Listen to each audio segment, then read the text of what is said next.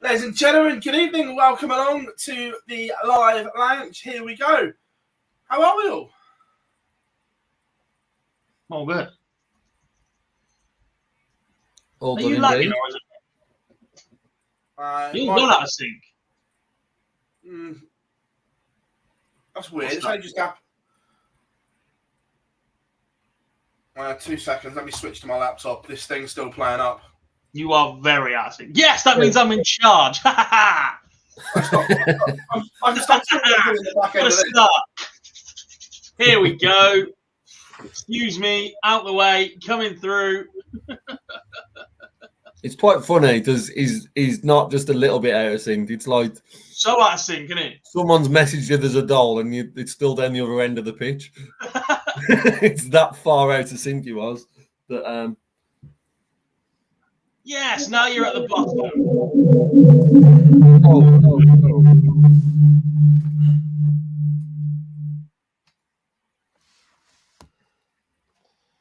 Oh, it's so good to be back for me, by the way. Yeah. How weird is that? Because when we were talking earlier, it was fine. You're also a little bit quieter, Philip. You Good. can stay, Keep it that you way. can stay Let's at that level, by the way. I'm just telling you. Get on with the show. Yes. It will be because I literally just swapped to my laptop, but it's all good. I have the power. That's more worrying. Anyway, it's been an eventful 7 days or so, wouldn't you say? Doesn't look right. I'll give you the power back. Yeah, it's been all right. He didn't know he could do that either, as he'd done it. It's been eventful.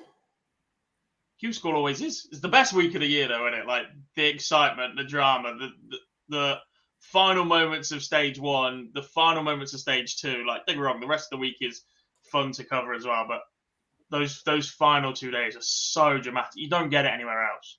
And it's mad that we talked about the amount of drama and the amount of talking points we're going to have tonight without seeing a dart thrown. Yeah. That's how much drama Q still brings, that you don't actually see a dart thrown, but it still brings a ridiculous amount of drama, a ridiculous amount of controversy, which all of that we're going to obviously cover in the next couple of hours, but you don't see anything. You're following scores, you're following tables, and it brings so much. And it has such an impact on so many careers and choices that it's been a great watch for me, seeing you two, Liam, Dan, Jar. Have I missed anyone who I've been watching Charlie. over the Charlie? It's So we've got a big team, innit? Yeah. Yeah, look, it's bonkers. We'll dive into that in a second, but let's go into the chat room as always. ABM, how we doing? Wim, Tommy, Daniel, Owen, Kieran, Paul, Craig are all in. Charlie, Liam, good evening, buddy. Davey, HGV, Adam, Nels, Wayne is in. Lendl, how we doing, mate? David, Jason is in. Ilke is in. Scott, of course, Anthony is in. Hope you are good, mate. Hope the weather is good in Texas. Everyone complaining that it's cold over here. It's not that bad. I've still got shorts and sliders on. Scott, how we doing? Jar, yeah, I know, mad, isn't it? How that game's on, but it is. Evening weekly darts cast. I'm guessing it's loud. Hope you are good, mate. Vince is in. Look, let's dive into it. Q School as a whole, has it produced what we were thinking? Or is it, again, a complete spanner in the works that it's thrown up? It produces it's produced what it produces every year. There are inevitably players who were very favoured to get cards that have missed out. And there are some surprise names in there that perhaps we've never heard of or don't know an awful lot about. My favourite line over the weekend was, so we've got a Dutch player that the Dutch know nothing about and a German player that the Germans know nothing about. Like, that tells you everything you need to know about what Q School just produced. Like, if some of the guys on social media don't know who these guys are, then what hope have the rest of us got? But look, that's the beauty of Q School. It is one of the only sports in the world where you can turn up and overnight become a professional. You can chase your dream, and overnight, look, it's definitely more complex than that. You have to put the hours in before that. You're not just going to rock up, pick up darts for the first time, and get through Q school. But it is one of the only sports where you can literally be in that position where for the next 2 years you are a professional sport. You are a professional dart player. You can play it. You can do it in snooker, but let's be honest, you're not going to that Q school if you can't hold a Q. Whereas there are some people that chance it in darts. Just ask Aaron Bean, he's exactly the right person to take a look at. Completely unexpected. A couple of years ago is now the fairy tale story of Q school for the moment being. Agreed, but also it is the professional tour. Shouldn't Q School give us the best tour players? Not selling a dream. No, I understand the dream side of it, but right now, have we got the best tour possible? I think you're always going to find it difficult to have the best tour possible. However, what it gives them is an opportunity across 2 years to become the best 1 to 8. It's not about them being now a tour card holder and they have to be outstanding in week 1, month 1, or let's be honest, even year 1. It's being able across 2 years to become the best 64. It's not even 1 to 8, as if you've not climbed in that time. We have seen players who are nowhere near that level, who have got through Q stall. Not going to be disrespectful and name names in regards to that, but we've seen others who we've probably looked at and are not in the best 1 to 8, but post 2 years' time are still on the tour and are still doing things that people and pundits wouldn't expect. So it's never going to bring the best 1 to 8, unfortunately. It's not. We're never going to see it. It never has. There's always been an argument. There's somebody not in that, especially 10, 15 years ago when the BDO was still of relative strength. There has always been an argument that the best 128 players in the world do not all play under one banner. And I don't think they ever will, because the sport evolves so quickly, form goes so quickly in and out. We're seeing players hit 9 darters and record averages at the Super Series. Daryl Pilgrim had 120-something average at the Super Series in back-to-back games, including hitting a 9, and got nowhere near a tour card. He's played on the Pro Tour last year and bashed up pros regularly and got nowhere near a tour card. Like that's the pressure of 1 week. But I'm going to play Phill from last week here. It's commercial, so that's fine. And adding to that, way too much money.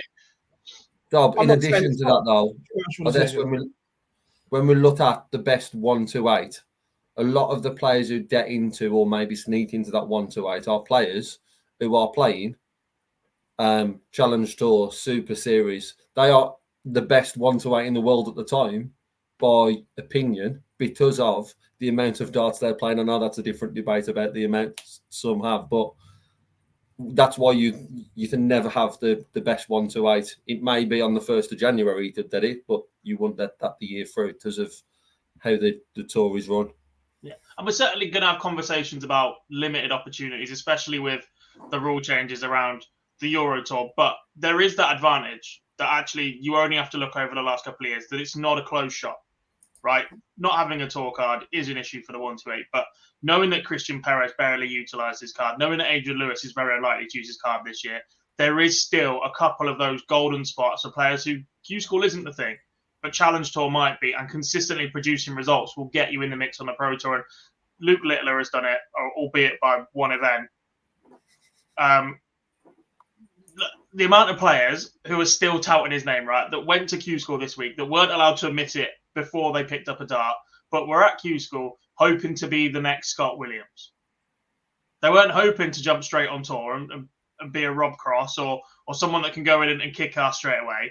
They were there because they have to be there to play Challenge Tour, to play well in that, to get the call up so they can keep playing more and more darts everywhere, get the Pro Tour experience alongside that, and be Scott Williams. They want to go and get their tour card outright or have a crack at it or earn it through the Challenge Tour whilst getting that Pro Tour experience, not make that jump and shoot themselves in the foot by missing out on absolutely everything. Let's not forget, no more associate member qualifiers for the Euro Tour. That's a lot of money and experience these players are missing out on as well. But Scott Williams, is the fact that he's done it is an absolute godsend for the PDC, because the amount of players that have now gone in that perhaps wouldn't have gone to Q School because they don't want to be a pro, especially with the number of routes out there at the minute, with the Super Series, with the ADC growing.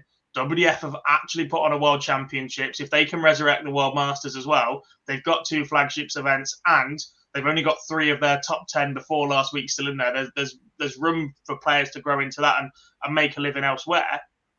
Scott Williams is the poster boy for PDC going, right, you that were averaging 75, 80, you come and pay you 475 quid as well as everybody else that was going to. Evening, Matador. Right, I want to pick up on one point that you said there about developing and growing into one of the top player or into that. However, with the bombshell regulations that were dropped, that is almost impossible to do this year with the lack of Euro Tour over the next 2 years that these players are not going to get.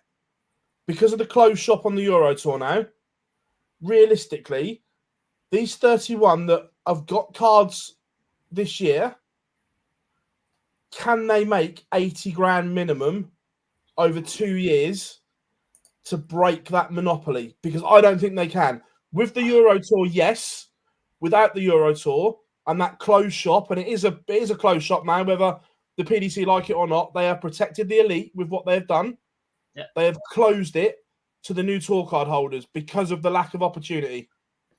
They have, but they also, look, I don't like the change at all. I'm not going to sit here and defend it, but the way you phrase the question means that I have to put this across to people as well, in that they have done that, but they protected the top 32. The top 64 again cards. It might not happen this year, and it might not happen the year after. But if they keep this format for the long term, 32 to 64 are going to drop because they're also not getting the Euro Tours as frequently.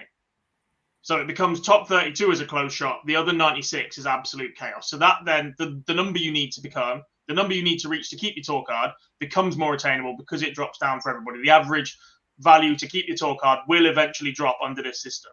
Plus, if these top 32 are getting protection, are already at the Euro Tour, the only thing they need to go to Pro Tours for is either to get match fit if they need it, or to play at the Players' Championship finals, which is basically a World Championship warm-up for them at that point because it's in the middle of major season.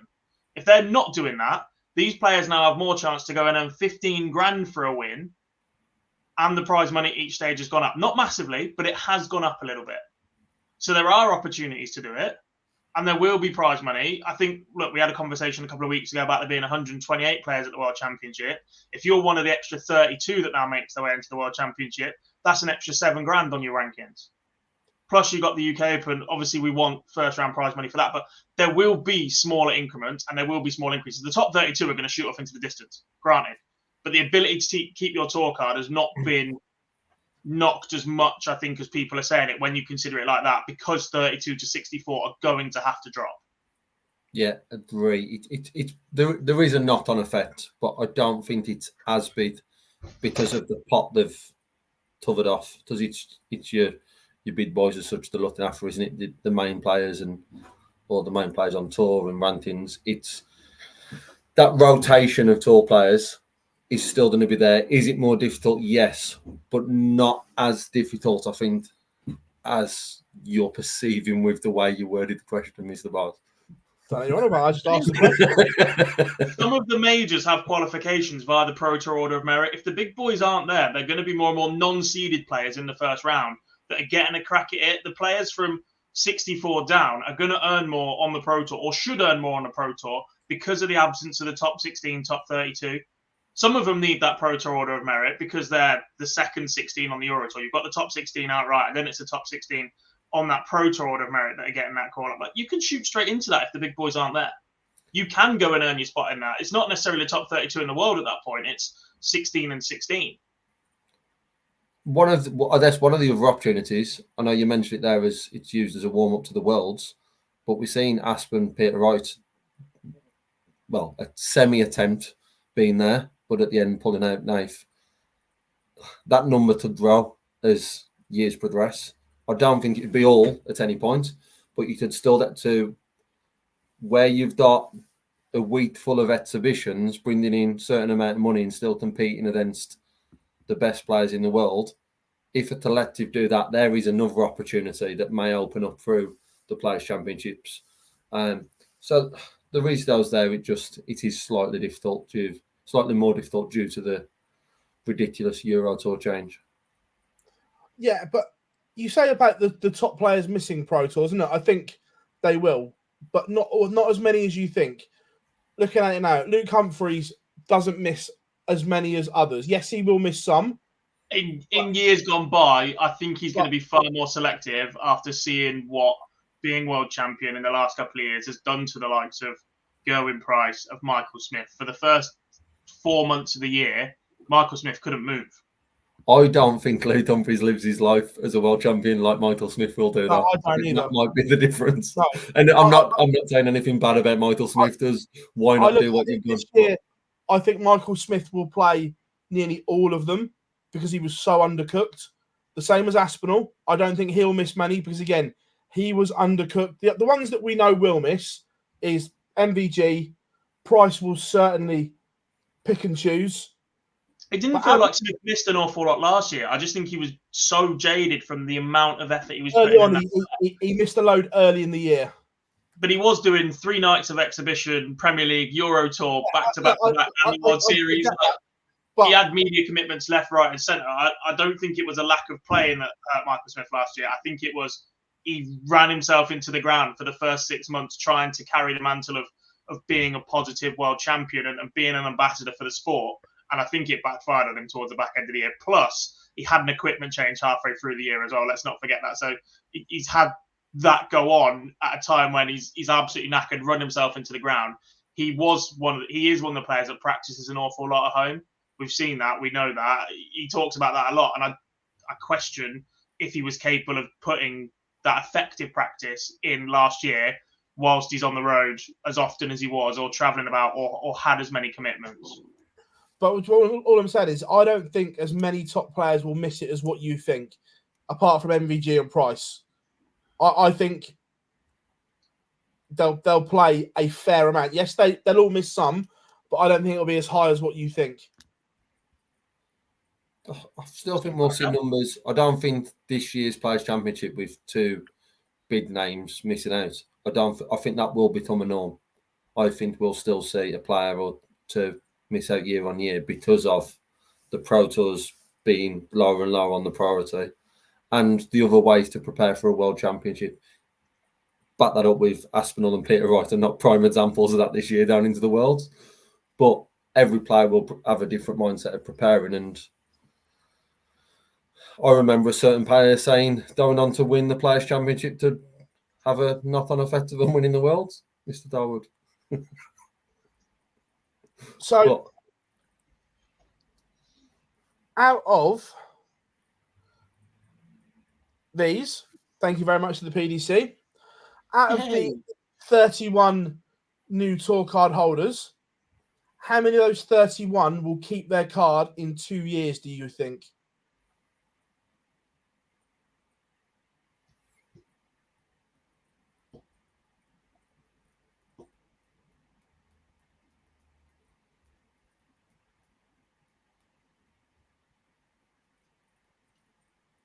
Eight, 9.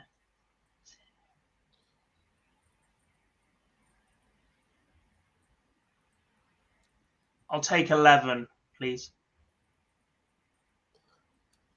Boise? 9. 7.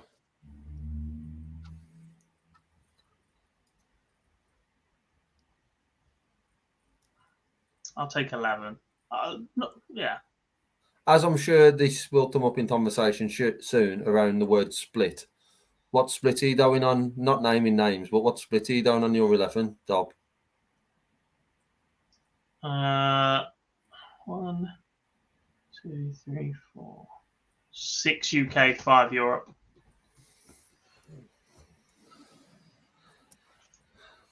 I've done 9. I've done 5-4. Still edging UK. Philip? 1, 2.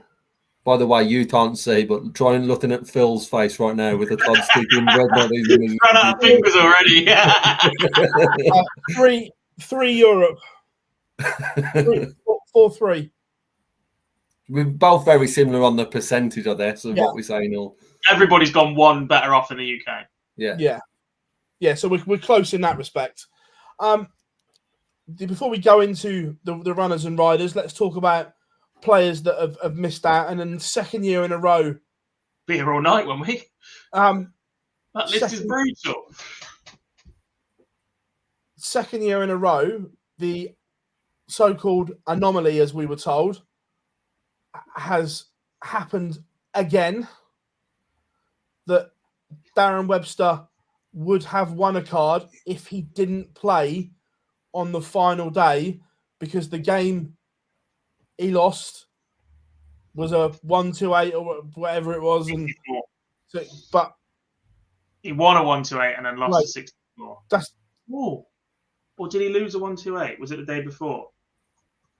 Made me question it now.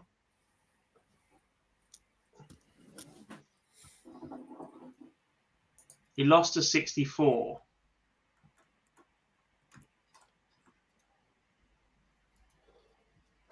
Yeah. Got a +2. And he was still a -2 on the leg difference overall. Yeah. But this is now 2 years in a row that anomaly has come up. This can't be a good thing or a right thing that this keeps happening. And it's as harsh as it was on Conan. No, in Europe, we missed out by one. Damien Mole. By De Graaf winning outright, everybody that got to 6 points got a card. Everybody 5 and under missed out. Like, that was, as harsh as it was on Mole, that's the perfect outcome. That there can be no conversation around that. You could have missed match darts in that point and picked up an extra point, but you can't blame leg difference there. You've missed out by not winning enough matches. That's a simple fact. That was ideal for PDC. Yeah, that happened. Yeah. In the UK, complete mess. And you look at that, you've got, I think, 4 players are separated by 5 legs. Towards the end of it, James Beaton only missed out on a card by 3 legs. Yeah. So, Reese Griffin, Brett Clade, and Darren Beveridge, Adam Hunt all got in with 5 points. Darren Webster missed out by a leg. James Beaton, 3 legs. Thomas Cromwell, 5 legs. But surely they have to change something so this anomaly can't keep happening. You would like to think it'd be learned from your mistakes, but do we expect to change in 12 months? Probably not. I think this bit will remain, no matter how much you rack your brain, and no matter how much we go right. You top up to 1-2-8 every time. If you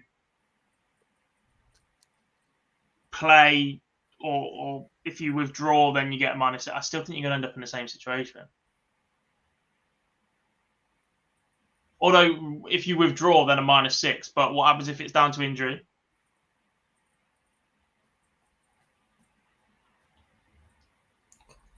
You've then got to assess if players are pulling out because they're doing it tactically or if they're physically unable to play. And if they're physically unable to play but have done enough, are you then going to punish them? I don't think you can. Brutal when it's 2 years worth of your profession and your career and your life on the line. Like, if it's just a normal tournament, if it's your local and you pull out, fine. But the stakes are far higher on this for you to get injured after 3 days and go, right, I'm going to rest it because I've got to play. Well, again, look, the one in Europe that stands out, look, he would have got a card anyway. But the fact that Sadansky worked out that if he pulled out, it was done and dusted there and then. Look, he got one anyway. I don't think he worked out. Darts Rankings put it in massive bold of the website the minute the day before was done, going, don't pick your darts up, you've got a talker. Look, he was there anyway, pretty comfortably. Yeah, I don't think...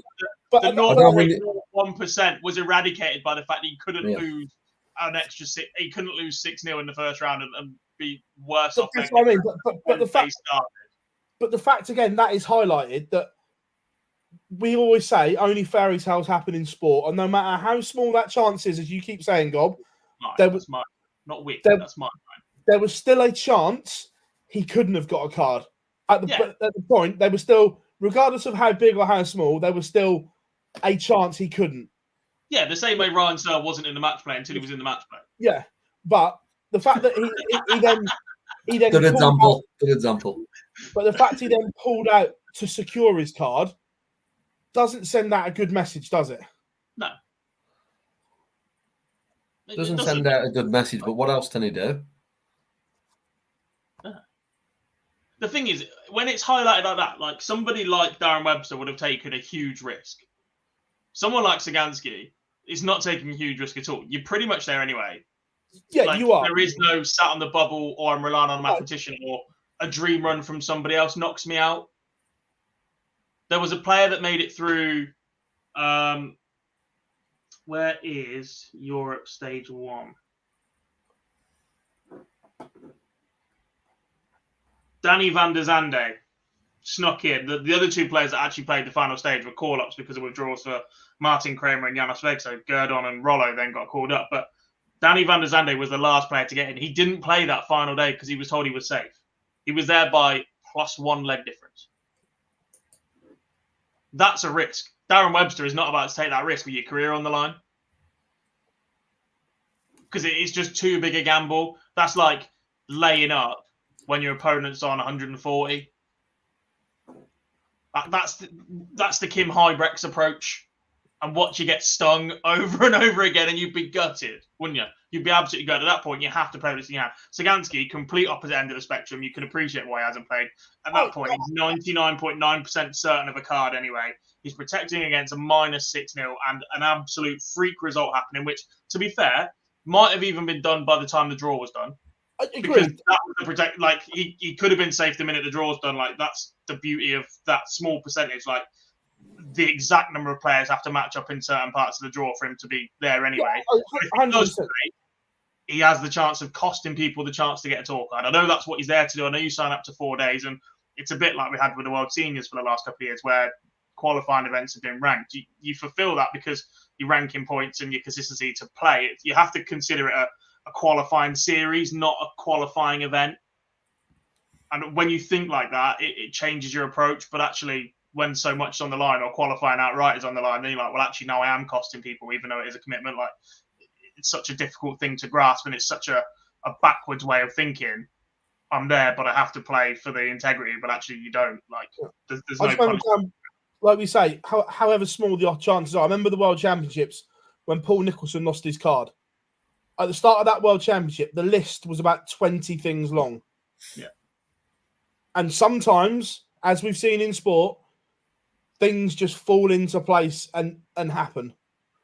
Is the thing. Granted, not many, but every now and then it just does. So that's the thing. But let's have a look at the tour card holders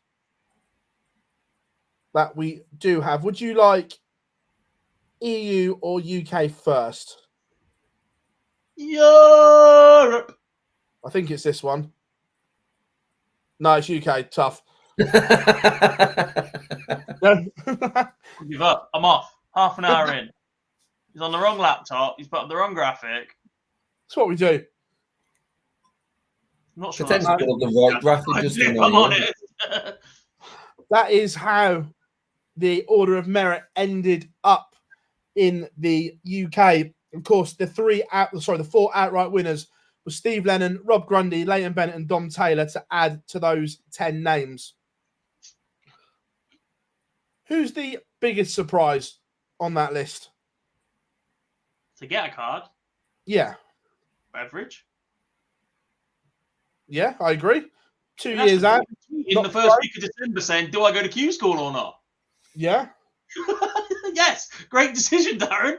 You're back on the tour. Yeah, Beverage. Also, I tip a little bit towards Josh Richardson. We know he's got the Dane, but yeah, to be where he was. And I guess if you're talking about players where they are, I'm always going to bat Matt to that a card. I'm always going to bat into that one, but I'm never going to bat him to not being final day drama. The fact he was as good as had his wrapped up. but he was just on fire for a week.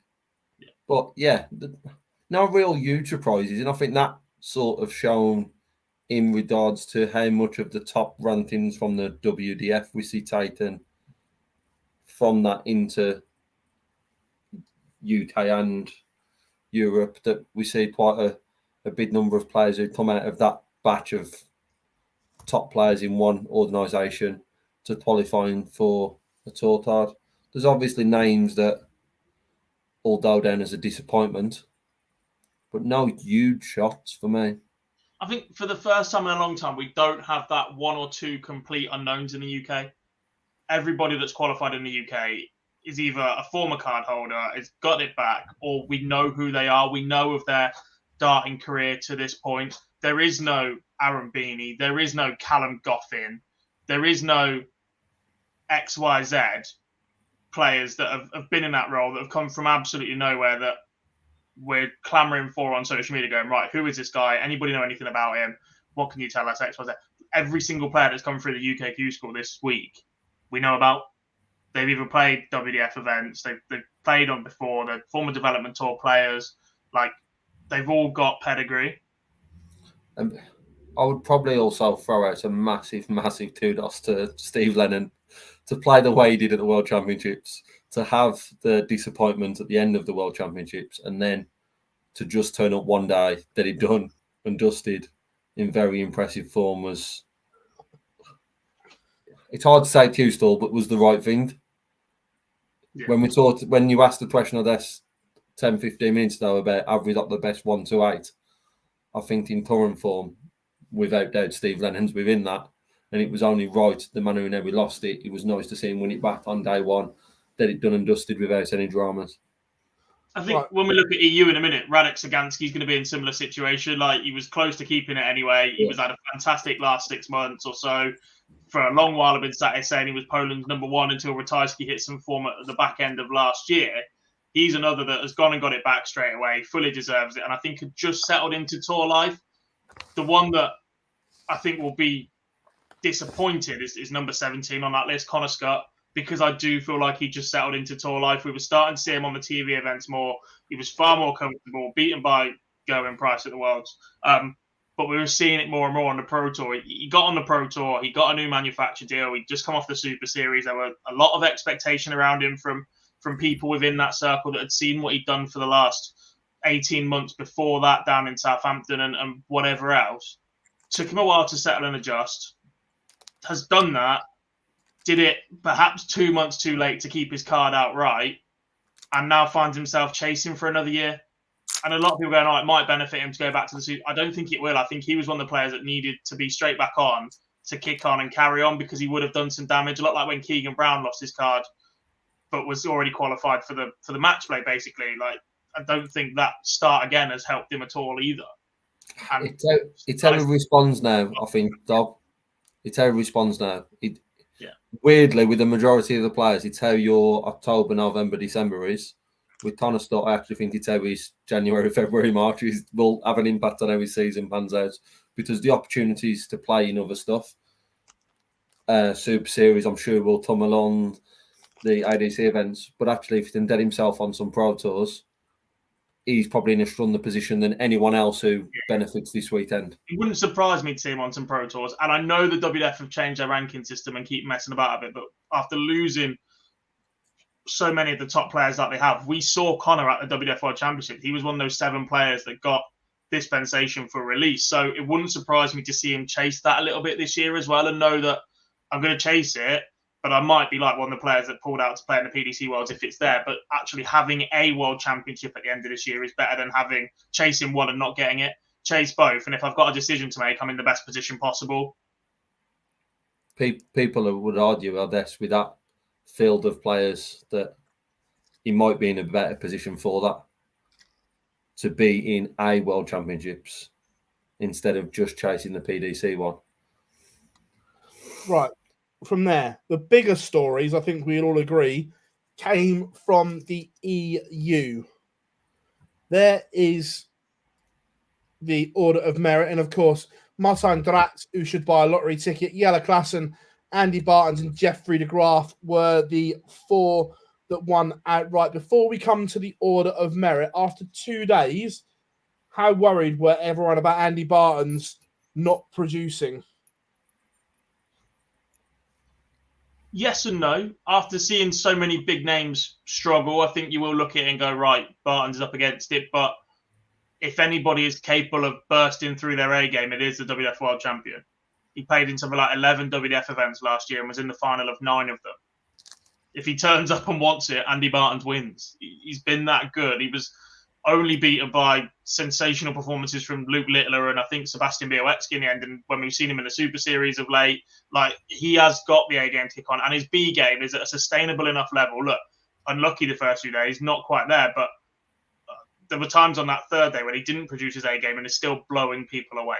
Like he has the talent, he has the ability to go in there and actually contend. I think I'm probably more comfortable with him moving across than any of the last 3 or 4 WDF World Champions. I know Wayne Warren and Neil Duff didn't try and make that jump, but in terms of a player equipped, ready to go in, he's probably the best equipped for a long time, since Glenn Durrant, maybe. I think he's a great addition to the PDC circuit. I think he's going to be a worry in early first round draws. I'm not as convinced as you with the level of that B game, because I think it can drop significantly. Mm-hmm. But hopefully this will then only see that progress, because he is a unbelievable player. And we've been fortunate enough to see a lot of that recently.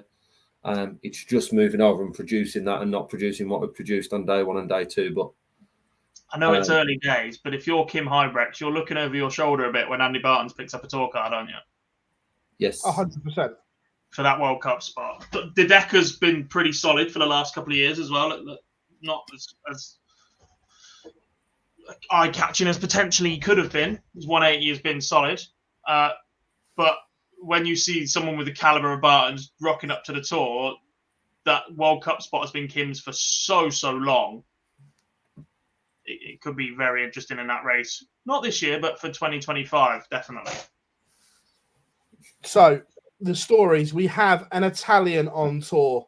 Viva the pasta! Michele Toretta. But not only him, the Italians in general had a great Q school. They've had a couple of good Q scores for the last couple of years. The likes of Rosso and Krasen and Toretta, Dante in the past. They've all caught eyes in the last couple of years because they've been the Italians in the field. They've done it the hard way. We don't really get any Euro tours for them to go to for a home nation qualifier. Don't really know about the standard of darts in Italy as a national event, etc. We've seen the likes of the Nordic and Baltic. We've seen German darts take off massively. We've seen other areas of the world develop. These guys have sort of gone out and done it alone, and they've done it through Q School pretty much. The last couple of years, this has been building. We've seen Krasen get to stage 2 and players go deeper and deeper. We've seen a couple sneak through, and it's got more and more each year. The chance of it coming and happening has got better and better each year.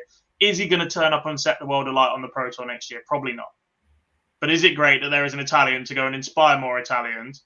I know Jacques. Who's the other French? Labra. Jacques Labra was the first Frenchman to get a tour card, but if we're being honest, Tricol was the one that was carrying the candle to inspire others. Labra comes along, gets a tour card first. Toretta might be that for Italian darts. They could well be one of those sleeping nations that in 5 years' time, all right, they're not as big as Germany, but they could have a darting boom. Well, on that, Tricol is now on tour. And again, he left it late on that last day. Didn't have a particularly good couple of days, but when it mattered, Tricol found something on the last day. Which is probably even more impressive with the amount of pressure that he's got that's different to. And he's got more pressure than any French player. He's probably got more eyes on him because of what he achieved in the WDF the previous year and what we've seen. So for him to go up and find his A game or close to A game on the final day, or the will and determination to get over the line, was very, very impressive. And probably another one of first round draws in Pro Tours is one you're not going to want to draw early on, because we know what it can do. There's the question marks for me, which are told, which is strange to say about World Championship finalists, but there's question marks about his TV game. But on the Pro Tour, I think that's where it could be dangerous early on, and then it's building that, and that's what the 2 years allows you to do.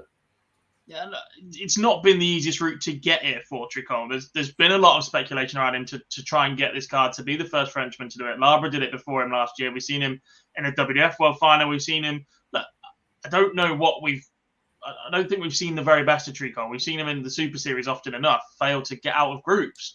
Like that's not the same level of player that I think players have come to expect from Tricol, because he has been the number one Frenchman, and we know that he's made that WDF World Final. But there aren't many other players that get put up in front of governments to try and encourage them to take on the sport and to push it and that sort of thing. And Tricol's been fighting that battle for the last 18 months as well, since he made that WDF World Final. Like, Devin Peterson's really the only other one you can think of that has gone to government and gone, right, we need this sport to grow. And Tricol's carried that whilst trying to make this performance. Labra's gone and got the tour card. I think that freed him up a little bit this year. We've seen him more and more on the Challenge Tour, etc. And he's set up now to go and have a crack at it. Do I expect him to break into the top 32? Not right away, no. But has he got that potential to be that caliber of player? Yeah, I think he has. It'll be interesting. Not with a new rule change. I can see him then 33rd, but maybe not as top 33rd. You have to know the handshake to get into that club. Rub some fingers. But overall, who are you most pleased to see on tour this year? Just one name.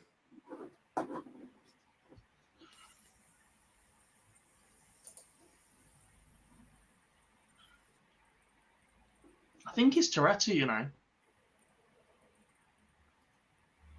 I don't recall being as happy as I was for anybody else when that one went dark green throughout the week, because of what it means. It's another new nation getting a shot, and it's a chance for somebody to go and inspire someone else.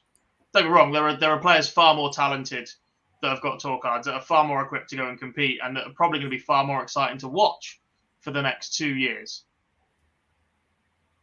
But when Italy had a dark green person on DARTS rankings, that was the moment I went, yeah, I'm buzzing for this. Yeah, I don't disagree with you from EU. UK, I'm going to be biased and though Mr. Dennant. Standard. Exactly. Mine's Lauby. Yeah. Because of how close he's been before.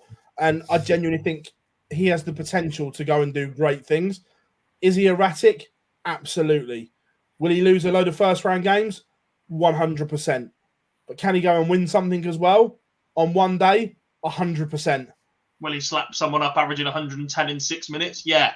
Yeah. And that's what I'm here for when Liam Maindel Lawrence was 2 wins away from a tour card. Give me Danny Lauby. Yeah. And that's the appeal that I like about Lauby, the unpredictability of him. And it genuinely is unpredictability. When it is on, it is poetry in motion. When it's off, it's scattershot. We know that.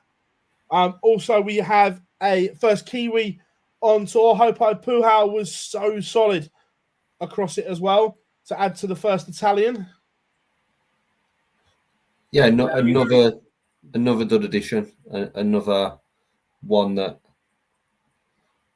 probably didn't have the same delight as regards to having our first Italian, just because of the field, but we know that we've seen quite a bit of, and for him to go on and do it in the way he did it as well, I think it's not just someone who just sneaked in. He topped the order of merit. It shows the levels of consistency that he's got, and potentially can be a success. It's going to be interesting to see, because it's a lot of commitment, but eyes will be on him certainly early. And for me already, I'm already looking at the UK Open, because I just think the first thing I looked at, I've even gone back and looking at Challenge Tour and Dev Tour and looking who name makes it and who doesn't. It's the first one that obviously everyone from Q-Stall who have come through, that's the playing, and I just think we're going to see some very, very tasty draws in that. No, I agree completely. Biggest disappointment then? So we've already spoken about players missing out, but who is your biggest disappointment?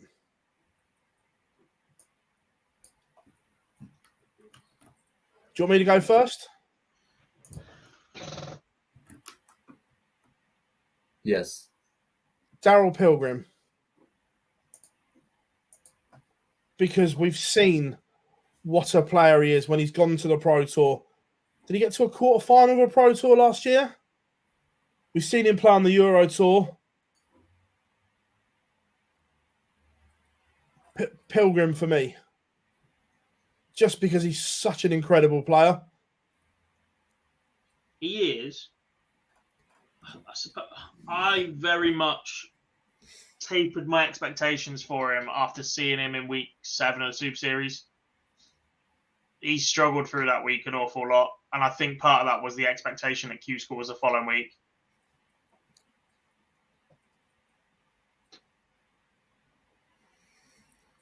So after the year we had last year, yeah, 100% Pilgrim is that name.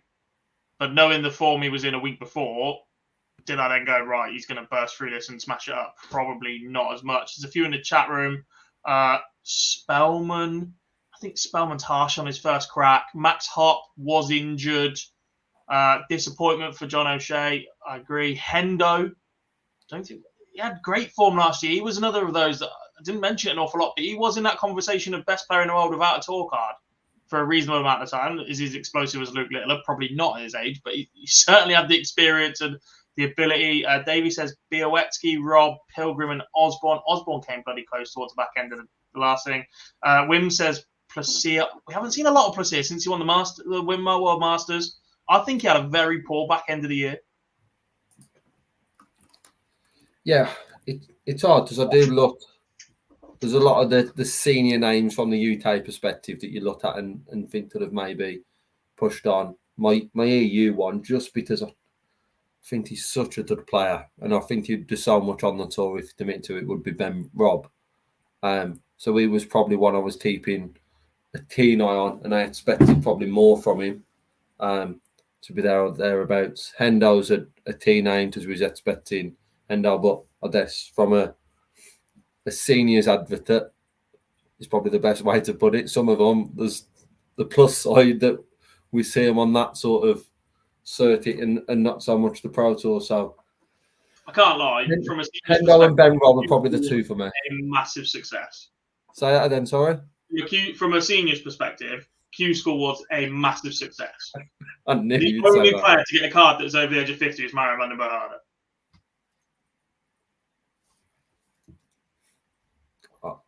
Yeah. Everybody that had already been invited to the World Seniors Darts Championship didn't get a tour card. Players that have played previously that have been a big draw, the likes of Richie Burnett, Kevin Burness. These are no way guarantees they're going to appear in the Seniors Tour, by the way. But players that were striving to get their card back over the age of 50 didn't get their card. I'm looking back at stage 1. The likes of Kieran Tian failed to pick up a point. Yeah. Not going to sit here and say he's the biggest disappointment, but like Reece Colley, 1 point.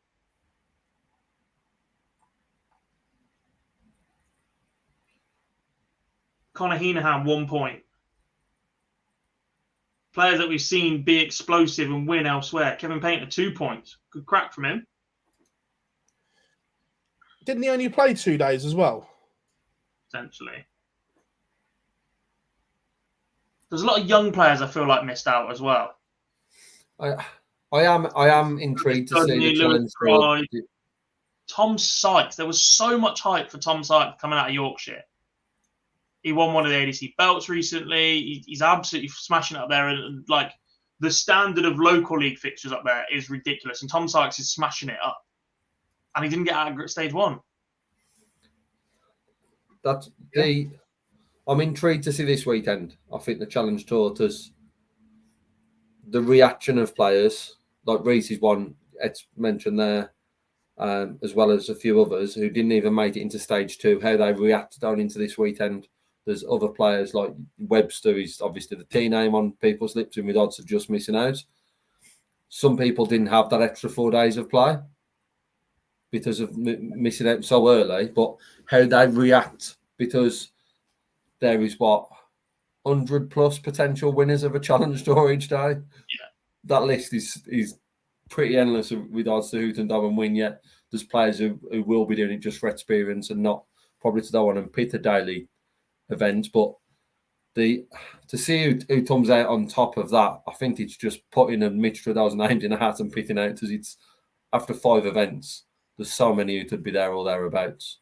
Yeah, a few more in the chat room. The split of people from stage 1 and stage 2 who will be there will be pretty even. I don't think it'll be driven just on the people who are on stage 2. Mark saying Ryan Murray didn't make final stage. Big shock. Davey saying Merckx and Harrison out in the first stage. It was carnage at times. Nathan Gerwen. Question from Chris while we're on this, I guess. We won't save this for question time. We might as well answer this now. Does the challenge tour come too early? Yeah, 100%. First week I understand why they've got to put it there, because of the Pro Tour coming so soon, so you need a top-up list. So I understand it, but after the emotional disappointment for so many of these players, to ask them to go again, 1, financially, and 2, physically and emotionally, is a tough ask. Yeah. And if they do have to put it so early, do they have to put so many? And again, I know why they put so many in a weekend, but could they split this first one across, just have Friday, Saturday, Sunday, 1 each day, and then have another weekend of 2? I know there'd be a financial implication for the PDC there and for players because of the hotels. You'd obviously have to put up more, but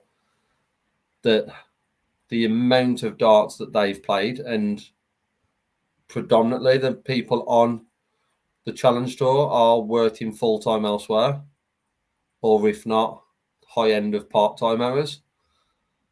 To ask people to give up so much time in January, yes, the one is understandable because you're driving to become a professional in the sport, but then the backup is very, very soon, and so many events. Five's a brutal weekend anyway. Next weekend for the Challenge Tour will not be about who the best player in the room is. The best player in the room next week at the Challenge Tour will not win. I will not be in the best position heading into the Pro Tour. It'll be about who's got the most stamina, because 5 events in a weekend after a week-long of darts with, 4 days recovery. We had that conversation a minute ago where I said it was brilliant for the seniors. Only 1 player over the age of 50 got a tour card. There's no way anybody that played 7 days over the age of 50 is ready to go again for another 5 events over 3 days in 4 days' time. Not to compete at their very best. No, I'm with you. I get why they have to do it. And actually, the fact that these guys have played darts, these guys are in better shape than some of the Pro Tour players, by the way. Let's not forget that. Some of the guys that have kept their card but didn't make the World Championships have not picked up their darts since, the 3rd week in November in a competition? If that. It might have even been earlier than that.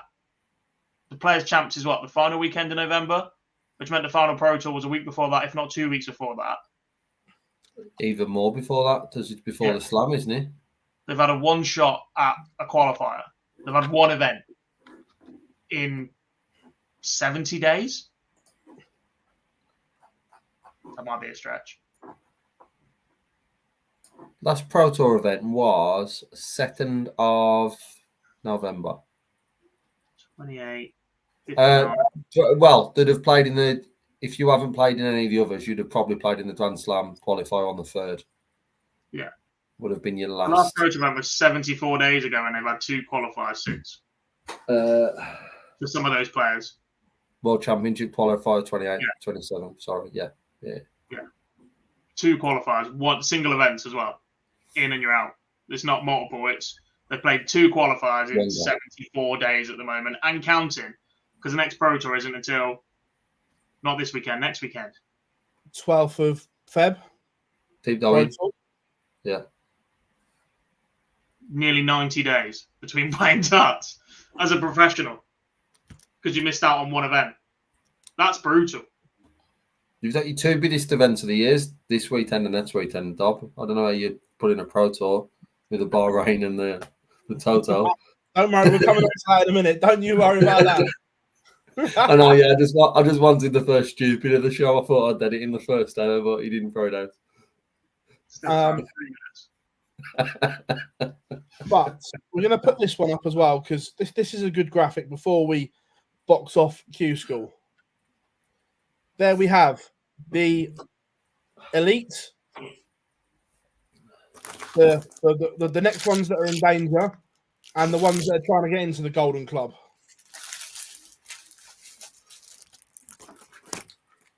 You feel a bit sorry for Rasma, Rids, and Herdman, only just on the edge.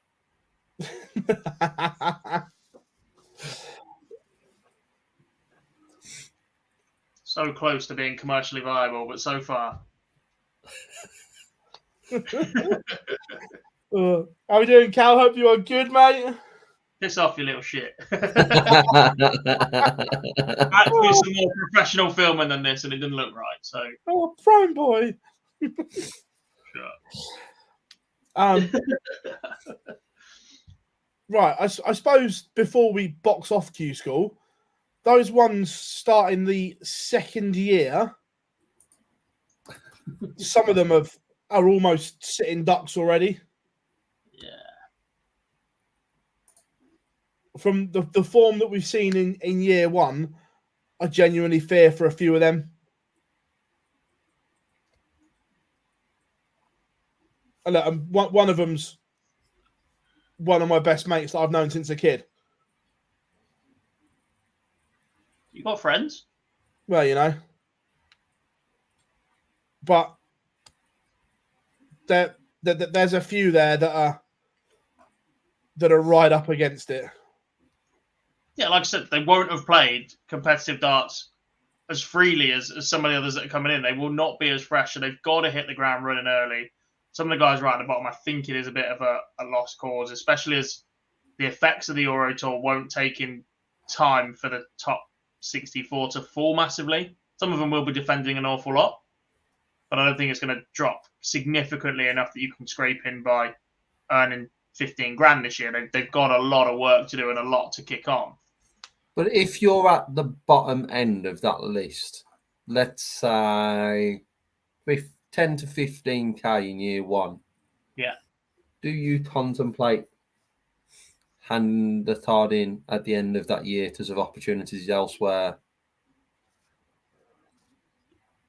or the potential to be back on another fresh run? I think chucking the towel in after 1 year probably says all you need to know about your ambitions of being a pro.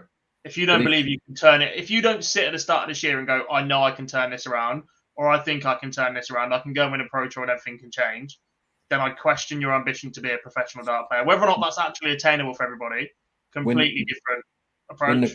Win the pro tour may not be, well, we've seen it's not enough. Just looking at someone like, it's hard to...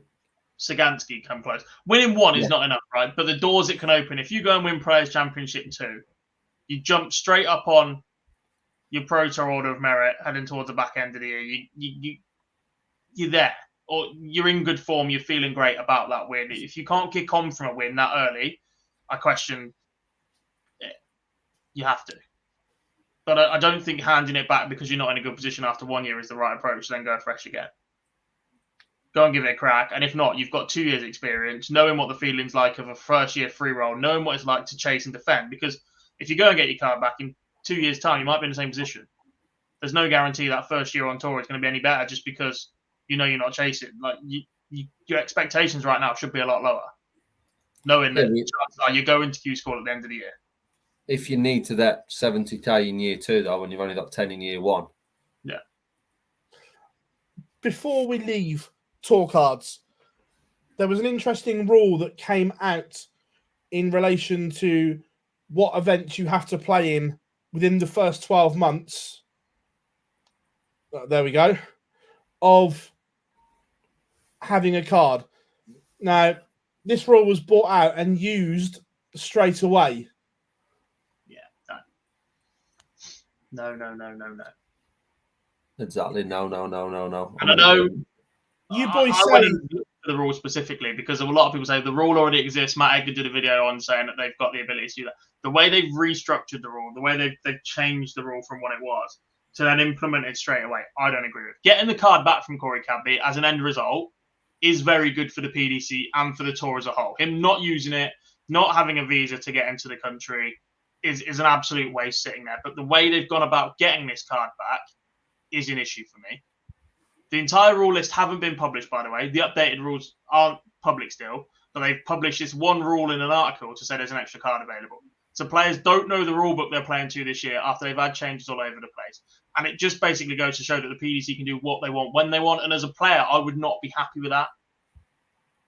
Especially with the rules about the European Tour at the minute as well. Like, there are a lot of players that have said they wouldn't have gone to Q School if they'd known the rules around the European Tour changes were coming. And the way that it's been set up. I'm not. By the way, I'm not saying this is right, but you know what they'll say is go and play on that other tour if you don't like it. You have a PDPA. They've got to be stronger in this. They've got to go and negotiate on the player's behalf. But we all know that won't happen. Yeah. So the ruling was changed. So the new ruling, have you got the new one? The old one said any player who declines an invitation to any event may be denied an invitation to that or future event at the discretion of the PDC Board of Directors. That was the exact ruling that the PDC changed. There was no mention of, we'll take your tour card and whatever. They've changed it to any new tour card holder must play at least one event in the first 12 months of having a card, isn't it? Yeah. But I think they've also boxed themselves in here a bit as well, because there are two players that aren't using their cards. Yeah, but this rule was for new tour card holders in the first 12 months. Yeah. So Perez has played once, so his card's safe, even if he doesn't use it for the rest of the year. So he's played one event in 2 years, but because he did it in June of year one, they can't go and say, Christian, you're having a laugh here, mate. Behave, because he gets a World Cup spot by being a Filipino representative, and the Asians Tour will probably pick them up, knowing how strong they are right now. Lewis, Bob, when was the last time Lewis picked his darts up? April. He played in the UK Open, didn't he? It was just after the UK Open. Like, there needs to be conversations there. I know Lewis has a far greater stature in the game than the likes of Cadby and Perez, but I'm not sure about this, because literally every player could rock up this weekend, play in the first Pro Tour, and then not use their card again and go, you can't take it off me for 2 years. There's probably another rule. Such a stupid rule in the way they've worded it, but also to create a rule where the rules aren't published and then enforce this rule, I don't like. It should have been created into the rules and then applied the following year. Like I said, getting the card back from Cadby is a great result. He's clearly not using it. It's almost radio silence from Camp Cadby. No comments, nothing coming out going, right, I'm working on it, still visa. There's been no updates publicly. Right, getting that card back is perfect, but the way they've gone about it is an issue for me. And it always has been. I said this last year when we discussed it as the year's gone on, that it has to apply to new tour card holders, or it has to be a rule that goes in after that. You cannot retroactively apply it to people that have already been on tour. And they've done it. And the just unhinged free reign that they've got, because they're not a governing body, they're a promoter, has to be a huge concern from the sport going forward. I agree that the biggest concern isn't the rule, it's putting a rule in and implement it straight away. We've spoken about it before, coming towards a tournament and then saying what the qualifying criteria is a few weeks before, instead of leading up to it or within that calendar year or the 12-month rolling period of that tournament. It's the implementation of a rule at the point of putting that rule in place just isn't right. The precedent it sets that the PDC can create a rule out of magic and apply it straight away is incredibly dangerous. Or can amend a rule that already existed to suit their needs and bend it however they like. They can create rules. If there's not a rule around a certain situation, of course they can. But this already applies. They've amended Rule 3.10 and applied it instantly because it suits them. That has to be a huge concern about the way they conduct business. It just does. Right, a couple of points. I'm going to weigh in on this now. I've listened to you two. The Cadby one, although I understand where you're coming from, the fact that we all know he physically cannot use that card, surely it's the right thing what they've done.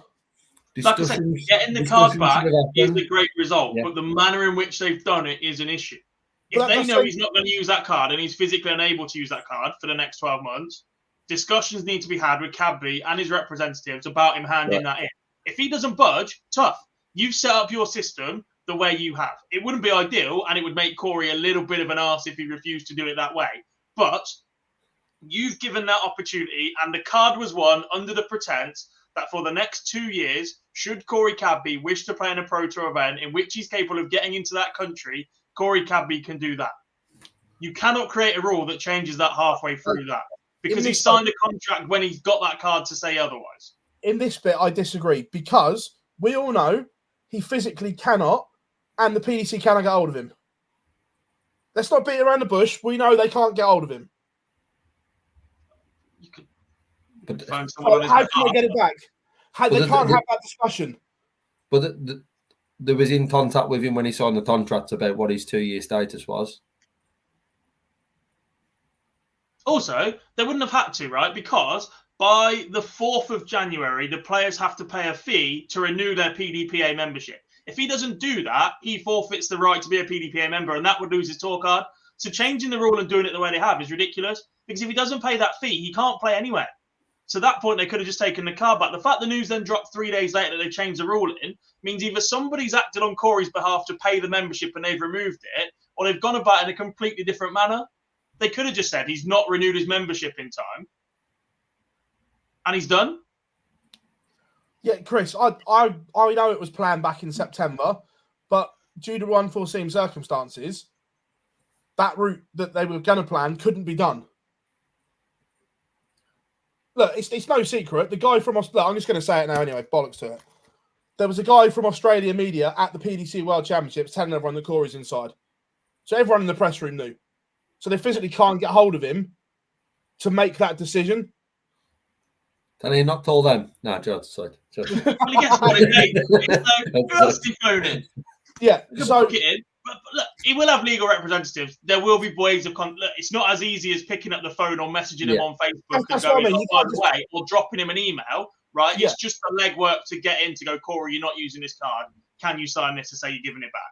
If he says no, different matter, right? Then you can go down all sorts of routes, and there must be a clause about legalities of being inside, and there's social media clauses and representation clauses. If you're serving hard time, then fine, right? The chance of then getting a visa given his record in the next year is completely different, and we're talking about this a little bit differently, but the same thing applies. The way they've changed that one rule to word it and applied it when they have is a concern about the way they conduct business. The precedent it sets that they can change a rule to suit them is dangerous. But this is the issue when you are the governing body and the promoter. Well, technically the PDPA are, but let's be honest, they are not the PDPA, the DRA are, but they've got a slightly different rule book for association and variances to the rest of the DRA handbook. But again, it's ridiculous.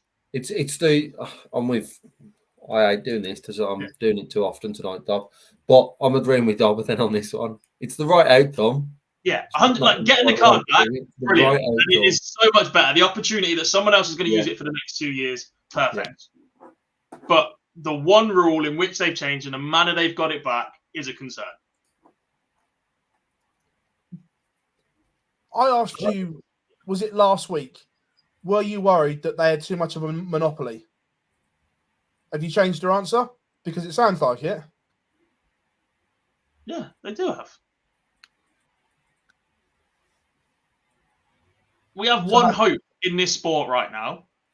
Glenn Doran. Go and shake some things up with that PDPA, please. It's not. It won't happen. I know, but there is hope. Glenn will go in with positive intentions, and if it doesn't come off, then Glenn will no doubt be more public about it than anybody else that's been in that position before. Because I think he is more public. There are other players, former players that have been in that role, the likes of Peter Manley, that just got far too comfortable with what they were doing and taking their salary. Let's be fair. He's been great, but the role he's done as PDPA in terms of protecting what's best for the players from the outside, from everything we know, has not been good enough. Wayne Marder was on social media a couple of years ago going, let me go and do that role. because he was fuming with the way that the players were being represented. He's reined that in a bit now because I think he realises the media deal is going to change in a year, and then it won't be Sky picking him; it'll be the PDC picking him to work. So he's got to behave. But they've just got everybody over a barrel constantly. Well, yeah, they have, because there's nothing to challenge them. And there won't be anything to challenge. And I'm not saying that's right, by the way. But if the PDPA try and ruffle too many feathers, it'll get shut down. And then everybody knows. But then what have the players got? Because then the players will have to unite. Because the same reason, Chris Mason said it perfectly the other week, the same things that force the PDC to be formed are the same things the PDC are now doing to their players. Oh, no, I agree. However, in this current climate, I don't think the split could happen again. You say that because the PDC are pandering to the guys at the very, very top, right? Not the guys Correct. underneath who want to make money. All it takes is two of them to be outspoken going, I'm going elsewhere. We've got this great deal from the Saudis, and suddenly we've got live darts. Yeah. Because there is somebody out there that will fund this. The sport is getting far too much attention right now to suggest that there isn't somebody else that is willing to promote the sport.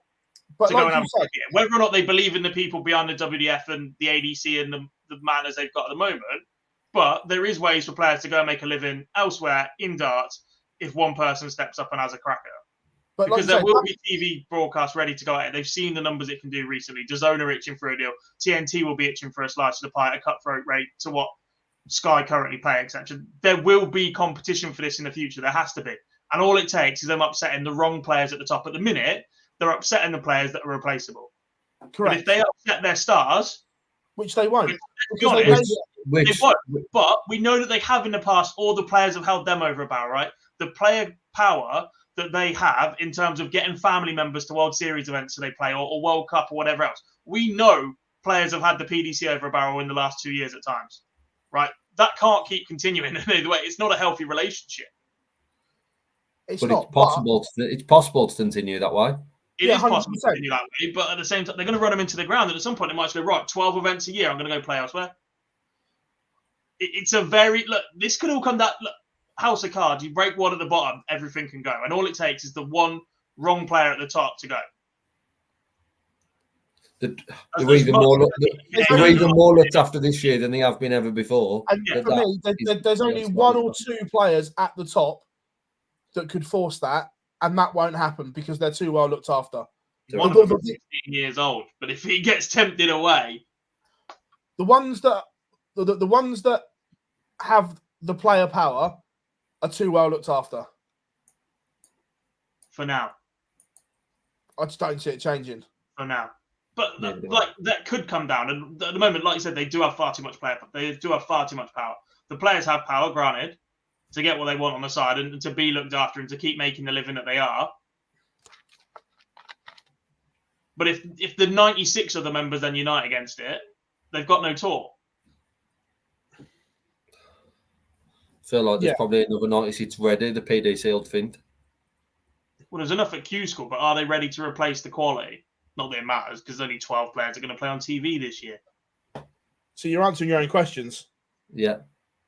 There is hope. What I will say is you followed that up with "there's hope." You just killed your own hope with your response to the question before. As long as I have Lucas saying I have hope. You've just killed your own argument there. And if not, I'll turn to so that is the I'm murdered next week, by the way. It's because of this.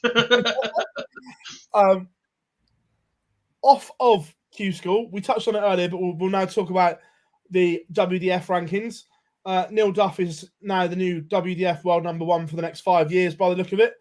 Because of, I'd say 6 months because he's not asked playing them events either. Well, he said that at the Super Series, didn't he? He said the way it is now, I don't need to play for a year and I'll still be world number one. I'll still be ranked seeded one for next year's Lakeside. Yeah. So look, this, by the way, this before everyone kicks off at me, I'm not, because this isn't the WDF's fault, but this leaves them in a tricky position, doesn't it? In terms of their ranking system, what it's done to it, it's killed it. It's not their fault, but it's left them in a hole. I think there needs to be praise towards. It's not not at them at all. No, 100%, and I'm not. The fact that I think it's 7 of their top 10 have gone on. Mark Barilli is now WDF world number 5. Who is? Mark Barilli. Well, we'll leave it there. With all due respect, that's a concern. No, but as the 7 of their top 10 have just done and progressed on, that is the route. I know the WDF don't see it as that, and they see it as a competitor more than it is a route into the PDC a lot of the times. That has got to be a good sign for players going to their events, that playing in a lot of them across the year, as well as other stuff, but playing in them across the year, and they've just won a world championship, they're already promoting for the one coming up this year, has got to be a good sign for them, as long as they use it to their advantage instead of a competitive way of doing it. What it does, unfortunately, is currently the rankings for the WDF are a bit stiff in regards to, I'm sure Neil will hold his hands up and say, should he be world number 1 right now? The answer's probably no. And it's someone who has openly said that he's not planning to play in many, and due to the ranking change, will probably still be at late side anyway in November, December, whenever I don't remember what date it's dropped for. Will probably still be there because of that, but it does give the opportunities to the likes of Tonnerstott, and I mentioned the name earlier, to the other players who just miss out, that there is now big opportunities because the people in them top 16 places are not on a huge amount of points in consideration to what it could have been. So, WDF have just got to spin the narrative into a positive because it should be. They've just got to make sure they use it that way. You can go and play in whatever you want, whenever you want. You can chase ranking points. If you go to one of the big ones and win it outright, you're straight in the tournament. Yeah. Go win the British Open. Go win the Dutch Open and you're in. Oh, don't get me wrong, the Dutch Open is an absolute monster to win. But you go and win those events, you're straight into the World Championships. 2 weeks ago, you lost your tour card. Next week, you can go and win the Dutch Open and be guaranteed to be in a World Championship again without the entire year worth of slog. Don't get me wrong, it's not as financially lucrative. It's not as open, but actually, it's probably easier for you to go and win than it would have been trying to compete at the PDC a year ago. So there is opportunities. They have to market it right. They have to market it as an as the land of opportunity right now to come and have a go. I think the messages they put on social media about losing those 7 in particular of their top 10, and good luck to them, especially Andy Barton's, is quite classy of them. I don't think we would have seen that under previous regimes at all. Correct. Imagine Des trying to type that. It would have been an absolute cluster. It would have been on headed paper. It would have been 6 paragraphs long, and it would have been slagging everybody else off by himself. They've got a chance here. The other thing they need with that chance, though, is an acceptance.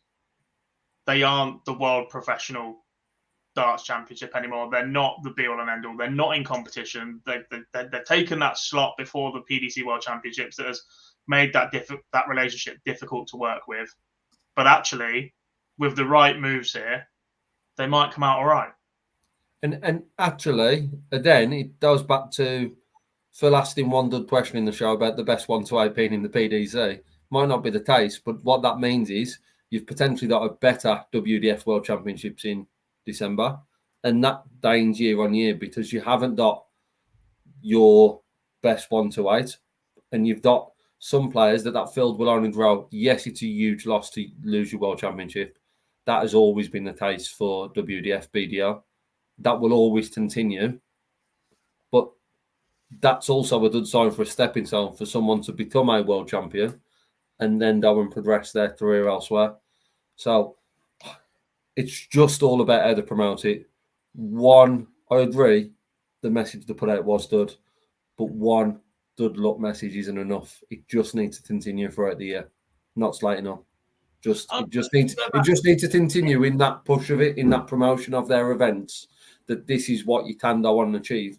Because there's not huge amounts of money there, but there's still a decent whack if you're a world champion, or if you're a semi-finalist, quarter-finalist, so on. They've come through COVID. But if you look back at the last 10 to 15 years, nearly all of their world champions have made that jump now, or most of them. And 9 times out of 10, they've actually been replaced by somebody who's carried that mantle pretty well. You can have a go at the quality of the rest of the standard. You can have a go at the quality of the world champion. But if you look at it, the only player that didn't really kick on afterwards was involved in one of the biggest scandals in terms of prize money we've ever seen in Wayne Warren. Duff has transitioned into the seniors. He's not gone down the PDC route. He's probably not been as effective in things like the Super Series as he would have hoped, or in his title defense. But you look back at people until now. Bunting and Kist and Duran and Waite and Mitchell, who have all won world titles in the last 10 to 15 years, been replaced by somebody else who has then carried that mantle again. Have they achieved what? Have all of them gone into the PDC and smashed it up? No. But have they always been replaced by somebody who can go, right, this is our world champion? Actually, they're not bad. Yeah. 9 times out of 10, they have. Just a quick couple of bits on this. Matador, I agree with the spin. I might be wrong here, but when Australia was cancelled, doesn't that only leave 2 platinum events in the whole year now? Pass. Still gold as well. Platinum and gold qualify you outright, don't they? I know platinum do. There's still 6 or 7 golds, isn't there? British is gold. Is Dutch platinum, Masters platinum, maybe? If the Masters exist? Dutch is one, and Dutch is one, and Masters is one if it goes ahead. I haven't seen that announced. No. You know I love an announcement. There is another one though. Is it the British? Collie qualified outright, didn't he? Ireland is gold. Scottish Open will be gold, won't it? At least.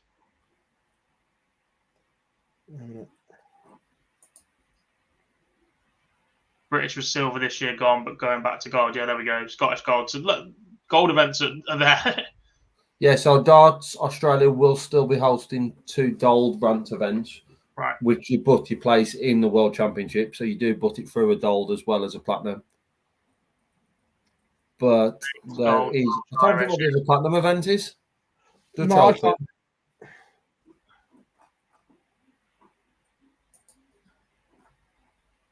But there's enough platinum and gold events for the big boys to chase a one shot. They've basically got 6 or 7 world championship qualifiers without having to chase the world that are spread out throughout the year. So it doesn't matter what format. They haven't got to build up to it. They can just go and hit their peak at the right time for them.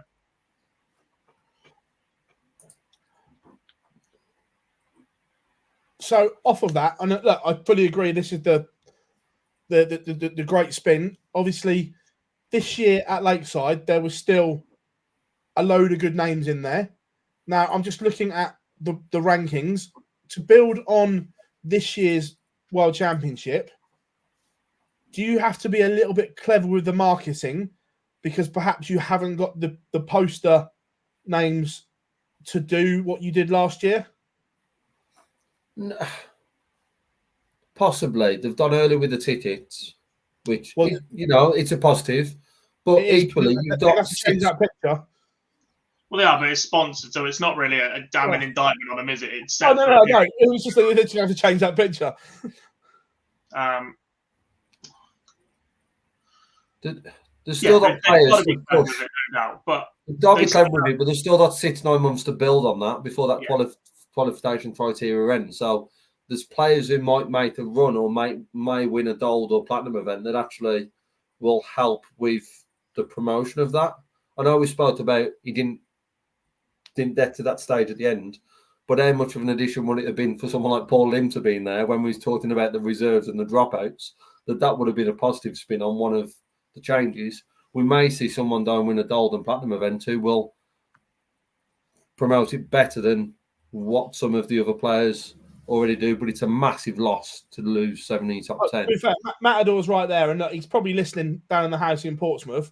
The WDF need him to qualify. Yes. 100%. They need Matt to qualify. Yes. Yeah. They need players that come with a different... So, like, another player that... Ashley Coleman.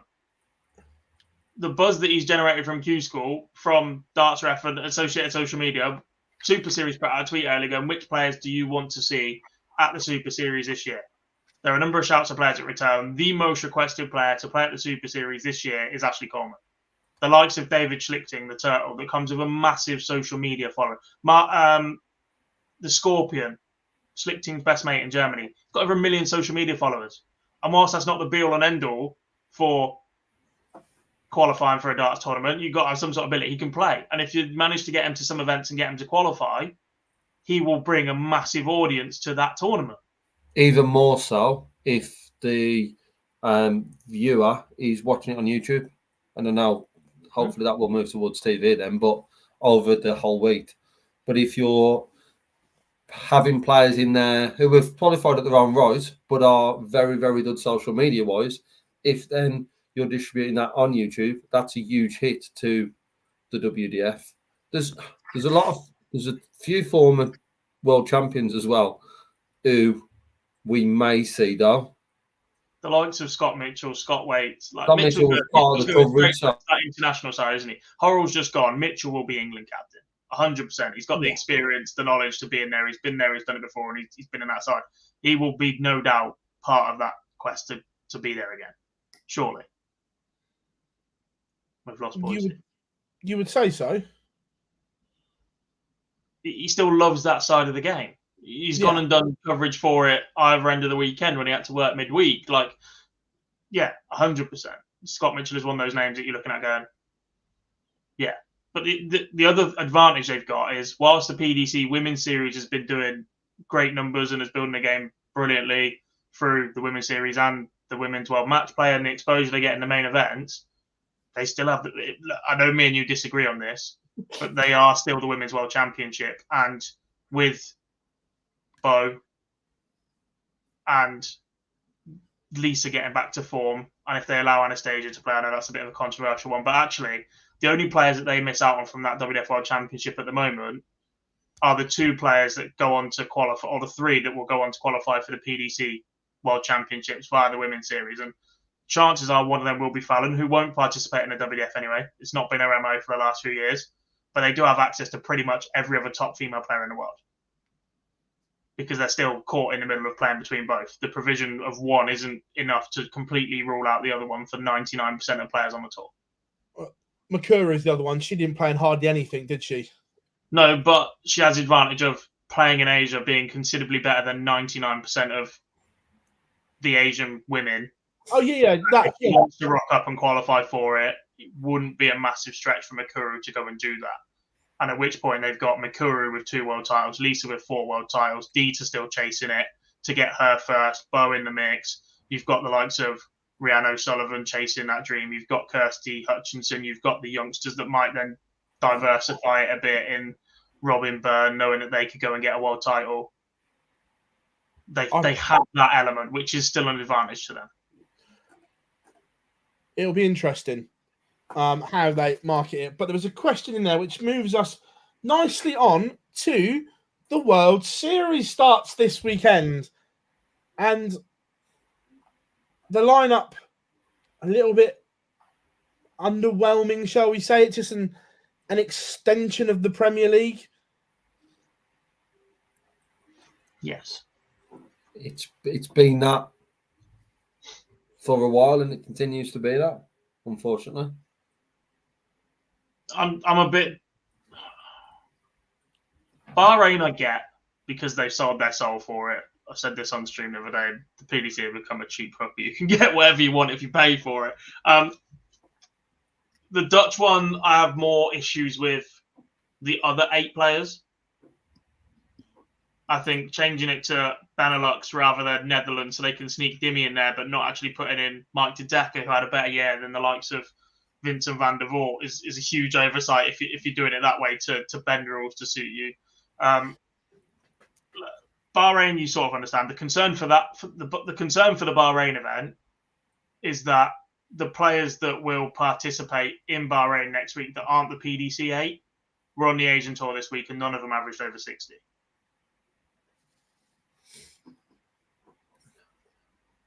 That's a terrible look. Terrible look. I don't care how much you paid for it. The disparity in ability there, the fact that none of your guys have got a hope and that the first round is effectively a victory parade for every single one of the PDC players at that point is a huge issue. Also, it's a huge issue that all your top stars, when you look at their social media, are on holiday. I think there's going to be a lot of ring rust within that 8, with the exception of maybe Luke. Yeah. Because he's obviously still been in the UK doing his stuff. But you look at the rest, they've all been on holiday or are still on holiday. Well, both Lukes are in the UK at the minute. Humphreys was in Newbury back at the Club where it started for him. Littler was at some shitty football game yesterday. Poor kid. First time I've seen him without an Under Armour trackie on, though, so fair play to him. I was going to say, I'm sure we got told to be suited and booted. If you're in that lounge, then you have to be, I guess. But yeah. Well, by the way, from a sporting perspective, that being posted numerous times across United, Sky Sports, the millions of views on that can only be good. But yeah, quality of this weekend is the worry, not just in round one. Yeah, it's hard to. We've seen it before, and there's an upset here and there, but we were expecting an unbelievable lift from the representatives to get that win. But then when it goes into the quarterfinals, it's what level of fight and that we don't see. We've been worried about that previously when we've been the Masters. So to have this, 2 weeks after the World Championships, 2-3 weeks for some players, and some of them have just been relaxing the whole time. Be interesting to see the likes of Asp, who went out early, Wright, who went out early, in regards to how that looks. But I'm concerned about how it will look this weekend from performance-wise, from first round all the way through to the final. I mean, the advantage is it is on ITVX. It's not. That's on ITVX and the Dutch is on ITV4, so they're hiding it. No one's that asked about it, but when these events are announced in this on slot, ITVX live, possibly. No, that's a move in the right direction. If it's live, it is live, yeah. But these don't need to be in this slot. I don't like that they're in this slot. It's greedy that they are in this slot, and I said the same when they were announced previously. It was Danish, not Dutch, a couple of years ago. But Bahrain paying to be the season opener, like they've done in the Grand Prix in the F1, where they've moved away from Australia being the season opener, is stupid. Right, the players need their break. As we just said, they're on holiday. The Masters should be the curtain call opener with your top 32 players in the world, where it's not handpicked, selected, running the same players into the ground. All they've done is make darts fans that little bit more annoyed by week 3 in the Premier League instead of week 6 in the Premier League. So chances are you're going to lose TV viewers of darts fans, or you're going to see more and more on social media that Matt Porter will refer to as keyboard warriors. It's just an extension of a 17-week-long tournament when you put 2 in this slot. And it's not needed because we're already going to see the standout players in the Premier League for the next 17 weeks. We don't need 2 more opportunities to see them while they're rusty. The Masters would give us the other players that might come through, a hint of a Chris Dobie or a Cullen, not to qualify for the Premier League anymore, but to know who else is there or thereabouts. And the next time we see them will be the UK Open, and we'll build some up from the Pro Tour, and we get that different balance of players in the Premier League versus players that are doing the traditional tour. And then you get the World Series later in the year where you can put if you get a surprise UK Open winner now, they've narrowed the World Series field to the rest of the year pretty much. By backing the same 8 twice in a row and putting Luke Littler in there, you basically close the door on the World Series invites for the rest of the year. I'm convinced of it. Unless you get one of the top players refusing to go to Australia because it's too far for too long.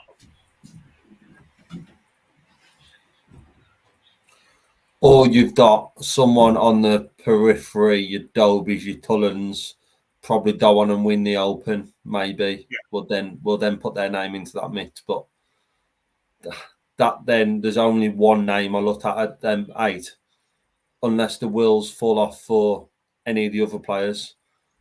There's only the likes of probably Peter Wright I've seen coming out of that 8.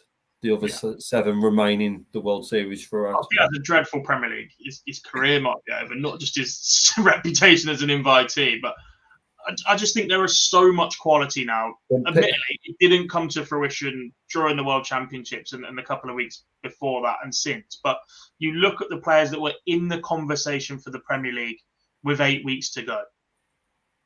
All of those players could play on the World Series comfortably. They're all recognisable enough. They've all done enough. They've either been in the Premier League before, or they're playing exciting darts enough, or they've got a social media buzz around them, or they're carrying some sort of viewership. You don't need the same 8 players representing you all across the world, no matter who's paying for it, no matter what. The players you've got just below that are good enough to do the same. And by putting new faces out there on the World Series, you potentially build these guys up to show what they can do, that they're in contention for your Premier League, which has gone stale. Adding a 16-year-old in is brilliant. and Luke Littler is an absolute sensation. But if after 6 weeks he hasn't won a game, they're in a world of trouble because the rest of that Premier League is incredibly flat. It's incredibly uninspiring. And the World Series should be that platform to go and showcase these guys in exhibition events where the pressure's off a little bit. Not the most exciting player in the world, Danny Noppert, but put him in front of the Netherlands, see what he can do. Dirk van Dijvenbode, go and give him that opportunity. Go, can you go and entertain, but produce a level where you can win? Stephen Bunting, Joe Cullen, Johnny Clayton. All right, Clayton's been there or thereabouts. Dolby. Chris Dobie. Can these guys go and put on a show elsewhere and build up a name and a portfolio for them? Because your top guys aren't going to be around forever. Peter Wright's the worst, the bad side of 50. I get that. Gerwen Price is ready to retire if he doesn't get a world championship in Wales. When you say the top players are not around forever, if you look at the 6, 7 of the names on that list, they're here for a long time. Van Gerwen's openly admitted that he wanted to stop by 30, whether or not that's still a thing, but he's chasing Barney. And if he gets to Barney, I think that might be it because he's made enough and it's not the same excitement that he used to get from it. Price has got his businesses elsewhere. His attention has been elsewhere. And this year is huge for Gerwen Price. Michael Smith, I think, will play on for a long, long time. He's happy just earning money. Nathan Aspinall has been very, very good for the last couple of years, but we've seen how low Nathan Aspinall can get as well. And if that action breaks down again, I fear for the drive of getting it back up to that level. Like, this top 8 is very volatile right now. There's a lot more ifs and buts around. If there is potential, and you look at the Asp where it's happened before. He's a 28-year-old in the fitness shape of his life. He's going to be around for another decade at least. Yeah, Luke Littler. Yeah. You don't see anything else. Rob Frost, you feel like has had that drop and learned from it, and you see him being in and around it. I still think. But if he has another drop, do you give him a third chance? If he builds it back up again, or do you go right? No, you are.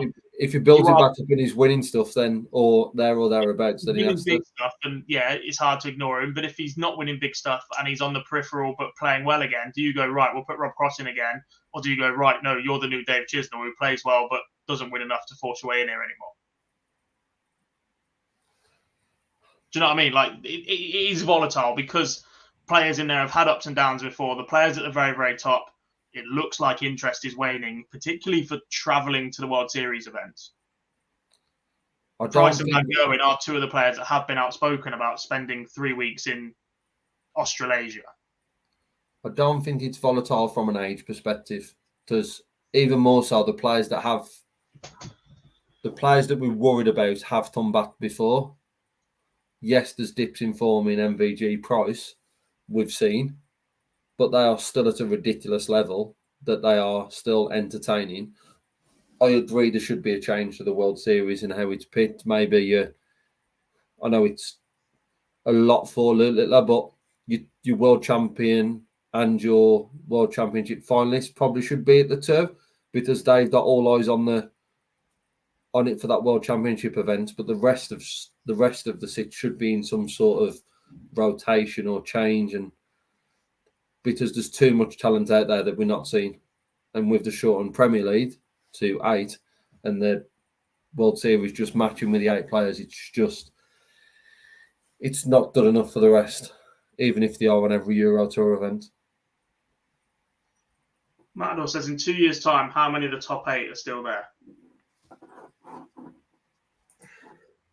What, in the top 8 or? In the top 8, yeah. In how many? 2? 2 years. 1, 2 years 2, 3, 4. I'm confident saying 4. Yeah. Anything else is a stretch. Because I think you've got players like Littler that can come in and a run to the World Championship final debut is virtually fairy tale stuff. But if he hits the ground running and makes himself top 4 within a year, he's already won or top 8 within a year. He already knocks one of them out. If you've got a decline from Peter Wright, he's in trouble. If Rob Cross has another dip, he might drop out of that. When you've got players on the cusp, like if Clayton refines his form, if Damon Heta continues growing, Joe Collins had 2 average years for him. One where he performed well in the first year but didn't get results, for the second year where he hasn't played as well but has got more results. if he finds that extra gear now, he's ready to go, and he's got something to kick on with because his son just earned a card through the JDC, so they've got something to go at together. Do you know what I mean? Like, there's plenty here. I imagine more 4, 5. I still think there's the worry for the rest of the field is there's players within that 8 who are not currently playing at their top game and are still in that top 8. If they can rekindle the form they've found before, and that's an if, as the rest of it is. If they find that, they potentially push away. So I don't think Smith falls out, but like you said, there are players that aren't playing well that are in that top 8, but some of that is one event. Nathan Aspinall's got a match play in there, a match play win. Peter Wright's defended an awful lot. He has done match play winning there, but he's got 18 months to... Yeah. He's got 18 months to accumulate that again, but if he carries on with the same form that he found himself in when he's chasing Players' Championships a few weeks ago, months ago, years ago now, feels like it. Going full Titanic. I looked at... He's the one out of that top batch. There's Humphreys, MVG, Smith, Price, for me, are still in that. As long as Price is still playing the sport in 2 years' time, he's in the top 8. That's the if. Then... I think that makes him volatile as well, because he is so...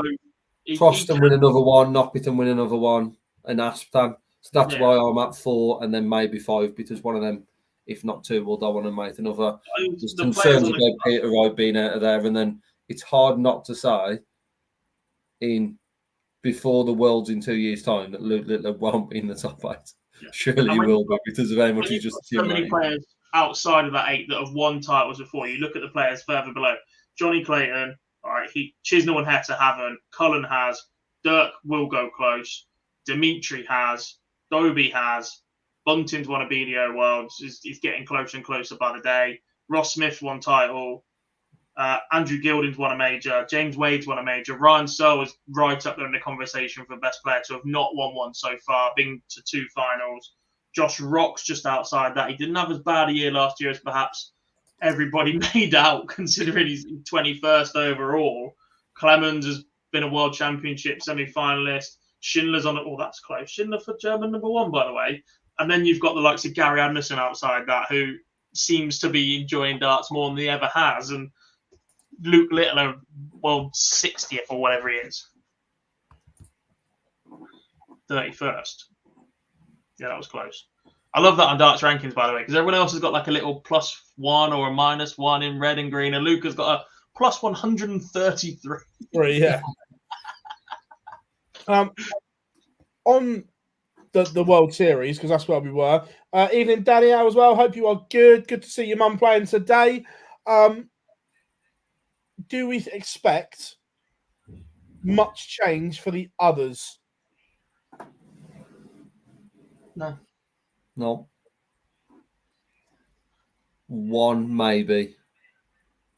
I think Australia, you might get 1 or 2. I think you might get an alternation. I don't think you'll lose both of them, but I think if they're going to be set for the next couple of years, I can see the likes of Van Gerwen and Price alternating the years that they play and picking some time at home for family and not travelling, etc. I think you've told the world that Luke Littler is available for the World Series, and no matter how badly the Premier League goes, everybody's going to want Luke in this year. The world champion goes to all of them if he wants to be there. If he wants to pull out, it's a different matter. Peter Wright will not be allowed to pull out. He'll get grounded if he does. Take his pocket money away from him. Then you're looking at Cross and Aspinall, I guess. And it's how vulnerable are their spots. Cross has done an awful lot of work for the last year to get these sort of invites again after talking himself out of it the year before in spectacular fashion. Asp surely doesn't miss out on being match play champion. Not as match play champion, top 4 in the world, and has not played very well for the back end of the year and is still 4th. So actually, he's on a bit of a free roll in terms of that prize money as well. Yeah, I don't see an awful lot of change unless you get a Dobie or a Cullen winning the UK Open. You go, right, you're decent for us now. Or you get, I don't know, where else are we still got to go? Denmark. Drew Roos suddenly wins the UK Open. The only thing I would say about Aspinall is he's only 250 quid ahead of Price. If they swap, because the top 4 are guaranteed, do they then pick Asp for everything as a pick? Yes, just on the base of the match play, and the pits are done pre-Nets match play, that will still happen. Maybe. I think Unless, and this is for Aspinall, Cross, and Wright, dependent on how bad their Premier League is. Yeah. If they're winless after 4 If weeks, they're the 3 who, if have a bad Premier League, they are then in contention to be dropped out. But if I'm going to pick Michael Smith, for example, because of the poor form he's been on in consideration to win the World Championship, and before that, if he was to be bottom of the Prem, he would still be picked in all of them, as would he can't drop out anyway, can he? Price, example, Price, if Price was bottom, Price would still be picked. No, it's only Price, Aspinall, and potentially Cross if he wins the UK Open. Yeah, that can switch. And you also have the advantage that right now, despite Luke Littler's antics and Luke Humphries being world champion, the Michael Smith, Michael Van Gerwen leg is still one of the most watched things going around. It was played millions of times in the build-up to this World Championships and is still regarded as one of the best legs of all time. That is still relatively fresh in people's minds, and international viewers will want to see the player that did that. Yeah. Do we is think... this his last year riding that out, though? Not yet. If he has another year... Obviously, Michael Smith and Darwin achieve brilliant things if he finds the form he found the year leading to that. But if he was to have the same 24 as he's had 23, do you think that's him fully riding out the invitationals? I think there's a conversation to be had, but I still think he plays in some of them. Whether he plays in all of them is different. He was an invitational way before he'd won a major for the first time. He's still excited enough. He still scores quickly enough. And the fact he would be a former world champion at that point, I think you have to have players who are suddenly so much more marketable and winning. You'd have to have a combination of Adobe, Cullen, and Clayton all returning and winning the match play, the Grand Prix, and the Grand Slam between them, while Michael Smith is throwing 80 averages, and you go, nah, actually, maybe this isn't for you. You'd have to have a. Look, I don't want to throw them out. I don't want to call them out, but I think someone like Michael Smith would have to have a year like Glenn Durham did all of a sudden to go, no, actually, maybe you need a break. Do we think that Cullen, Clayton, Doby deserve a couple of World Series events this year? And I'd add Stephen Bunt into that. But yeah, should be invited to a couple. Like I said, I just think there needs to be more of a rotation within that 8. We can't see it in the Premier League because of how the Premier League is set out. We can't see that, but we can see it in the World Series. But I feel like it's showing that they don't want to have that flexibility. They just want to promote as is. And with Luke Littler doing what he did, as you said, you've normally got your top 6 that probably don't change. Luke Littler's now took another spot and he's going to be in absolutely everything. And, rightfully so. But I worry that those players you've just named, Cullen, Dolby, Bunting, and Clayton, there's at least one of those that we don't probably see at a World Series at all, if not 2. Bill, it's not about... It's not about because if you do have a player drop off, you've then got to go and reintegrate one of these players into the World Series full time next year. The more and more you give these guys 1 shot or 2 shots to go into regions, the more and more known they become. That's the point of the World Series. It's about attracting people to the sport. Like right now, Dirk van Dijvenbode is probably quite an attractive prospect to some of these because he hits bags of 180s and he's got that funny walk on. And people like Bill and that Jar said, it's the invite events are not about if you've won stuff. It's about your marketability, like we were talking about, your image, the way you play. If it was about winning stuff, Andrew Gilding would be in the Premier League. Lol. Was he laughing or sneezing? Because, boys, that looked terrible. It would, though. You preempted what was coming. It's like, I don't want to get caught laughing out loud. Yeah, I'm muting myself pre-sneeze. However, I was literally mid-laugh as well while he said it. It's not about the invite events and not about No. What about what players have won? But it will be interesting. Someone asked, how much money is MVG defending this year? He's defending nearly 800 grand.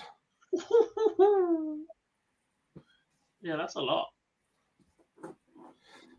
793,750 pounds. 71% of his ranking. Yeah, Michael Smith's done 80% as well. Yeah. Shall we ask that question then? Whether these will still be in the top 8 in 2 years?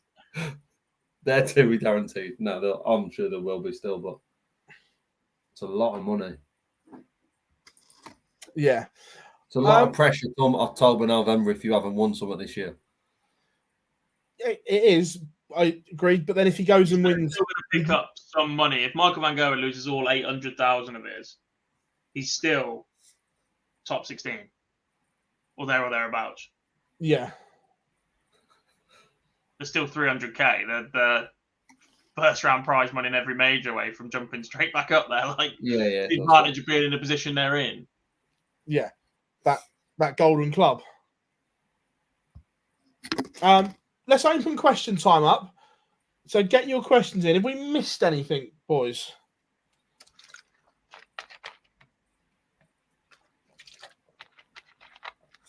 Did we mention Duffman winning? Does he do in a pap if we don't? No, but Neil Duff won week 8 of the Super Series. It was actually a really good finals night, to be fair. Yeah, it was. Yeah. Really good. I wish there was a way to just make Martin Adams 5 years younger. Oh, I'll tell you what. 67 years old and he still throws back to that 14 darters. He chucked in an 11. It's just, it's majestic. It would be great if he goes and wins something on the World Seniors Darts Tour, but I just think all the events are too long in format for Martin to compete in short weekends as well. Yeah. I think he's going to run out of steam. I get why you say about him being 5 years younger, but I'm loving the fact he's still able to do and deliver what he's doing at his age. John Worsley running about. The fact nobody else could have done that either, by the way. Nobody else could have walked in, done the bullseye challenge, introduced it as flamboyantly as Martin Adams did, and then gets Jonathan Worsley running to the board to take his darts out for him so he can compete in the bullseye challenge. I thought that's beautiful. Yeah. Yeah, no, it was good. Yeah, no, just a really good one. Other than that, have we missed anything? Don't think so.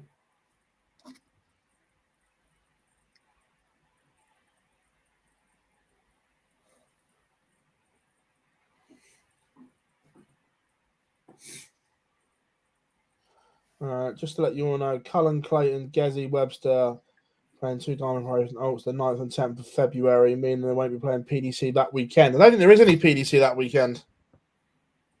There is not. There's no PDC. Week, don't they? Yeah, there's no PDC that weekend. That's probably why they're playing. Henry, we spoke about Darren Webster just missing out early on in the show. The Asian tour was on. I'm not going to lie, I didn't see any of it because we were streaming Q School. Alexis Toilo.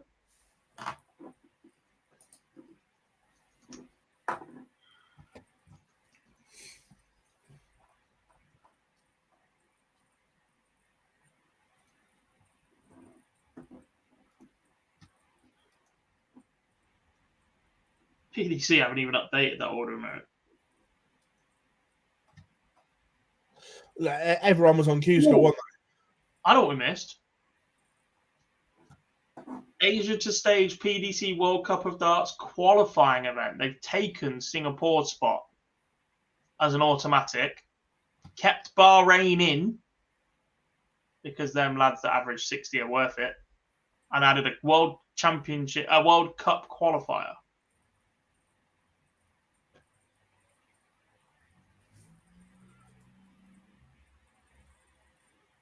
Are we surprised?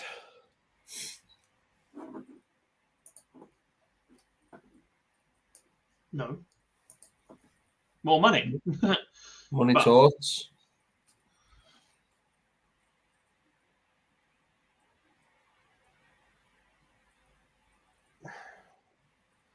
Is what it is, isn't it? I'm not surprised at all. Gone.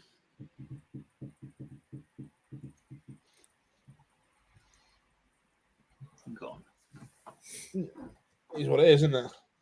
Yes.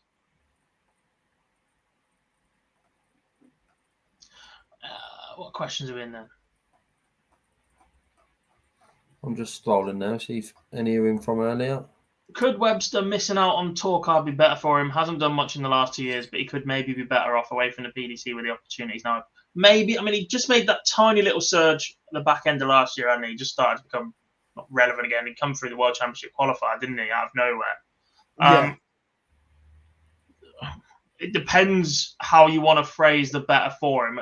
Is he better off not being a PDC tour card holder at all, potentially? He's over the age of 50, isn't he?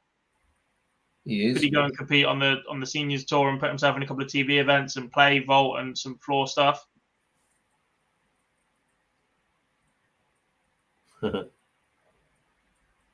Chizzy has not won that major yet, Chris. Italiano! Yes, Savio! How are we doing? Is the only way Pilgrim gets a tour card by winning the challenge tour? He always unperformed at Q-School. I mean, Possibly. the expectation on Pilgrim has only ever been as high as this year. The last couple of years, he's been in that conversation, but it's the performances and standout of this year in the Super Series that people gone, right, he's getting there. He's won the favourites. He has to romp home to victory. So this year's massive for Daryl because I think he carried that pressure of going into Q-School being one of the favourites. Yeah. 100%.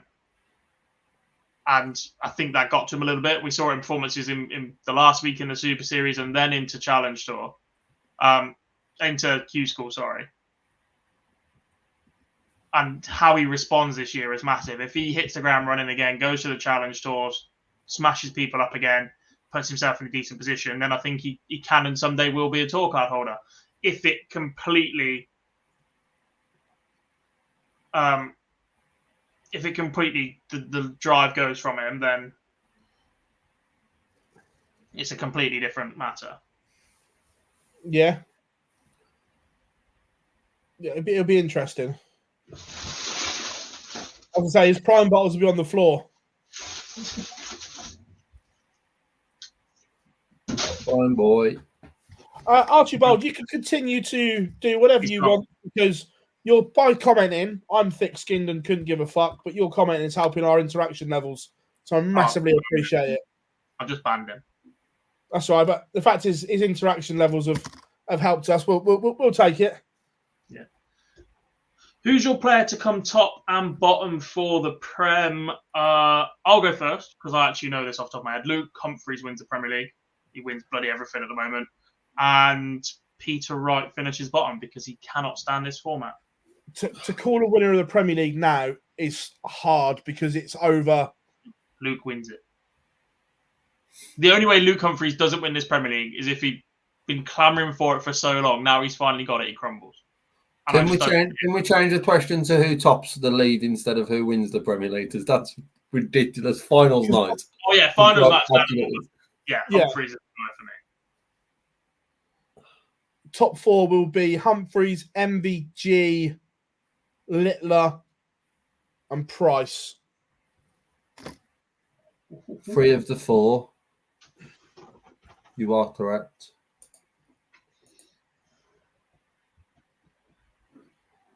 Humphries, Van Gerwen.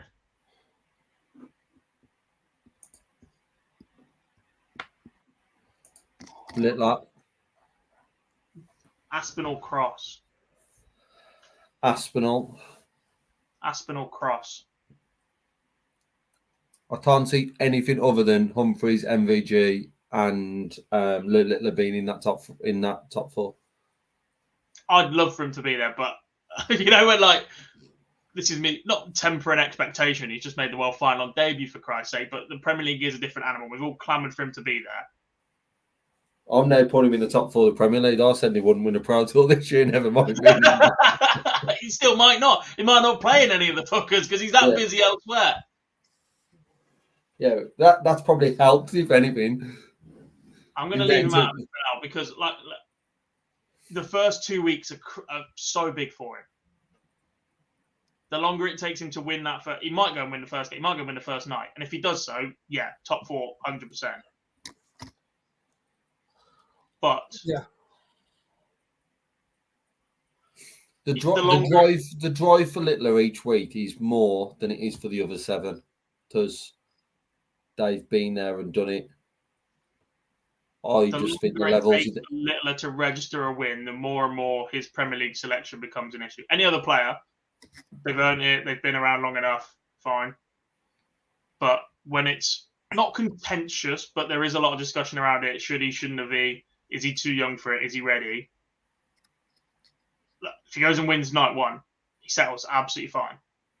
But the longer it takes to get that first win, the more Luke Littler's inclusion in the Premier League will become an issue. Evening, Conan. Hope you are good, buddy. Good to have you in. Anthony Prossel cross 4th. I like that.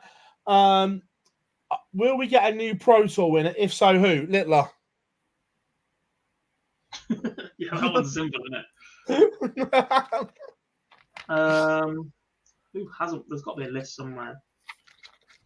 What? Who hasn't won a Pro Tour? Yeah. He has. Yep.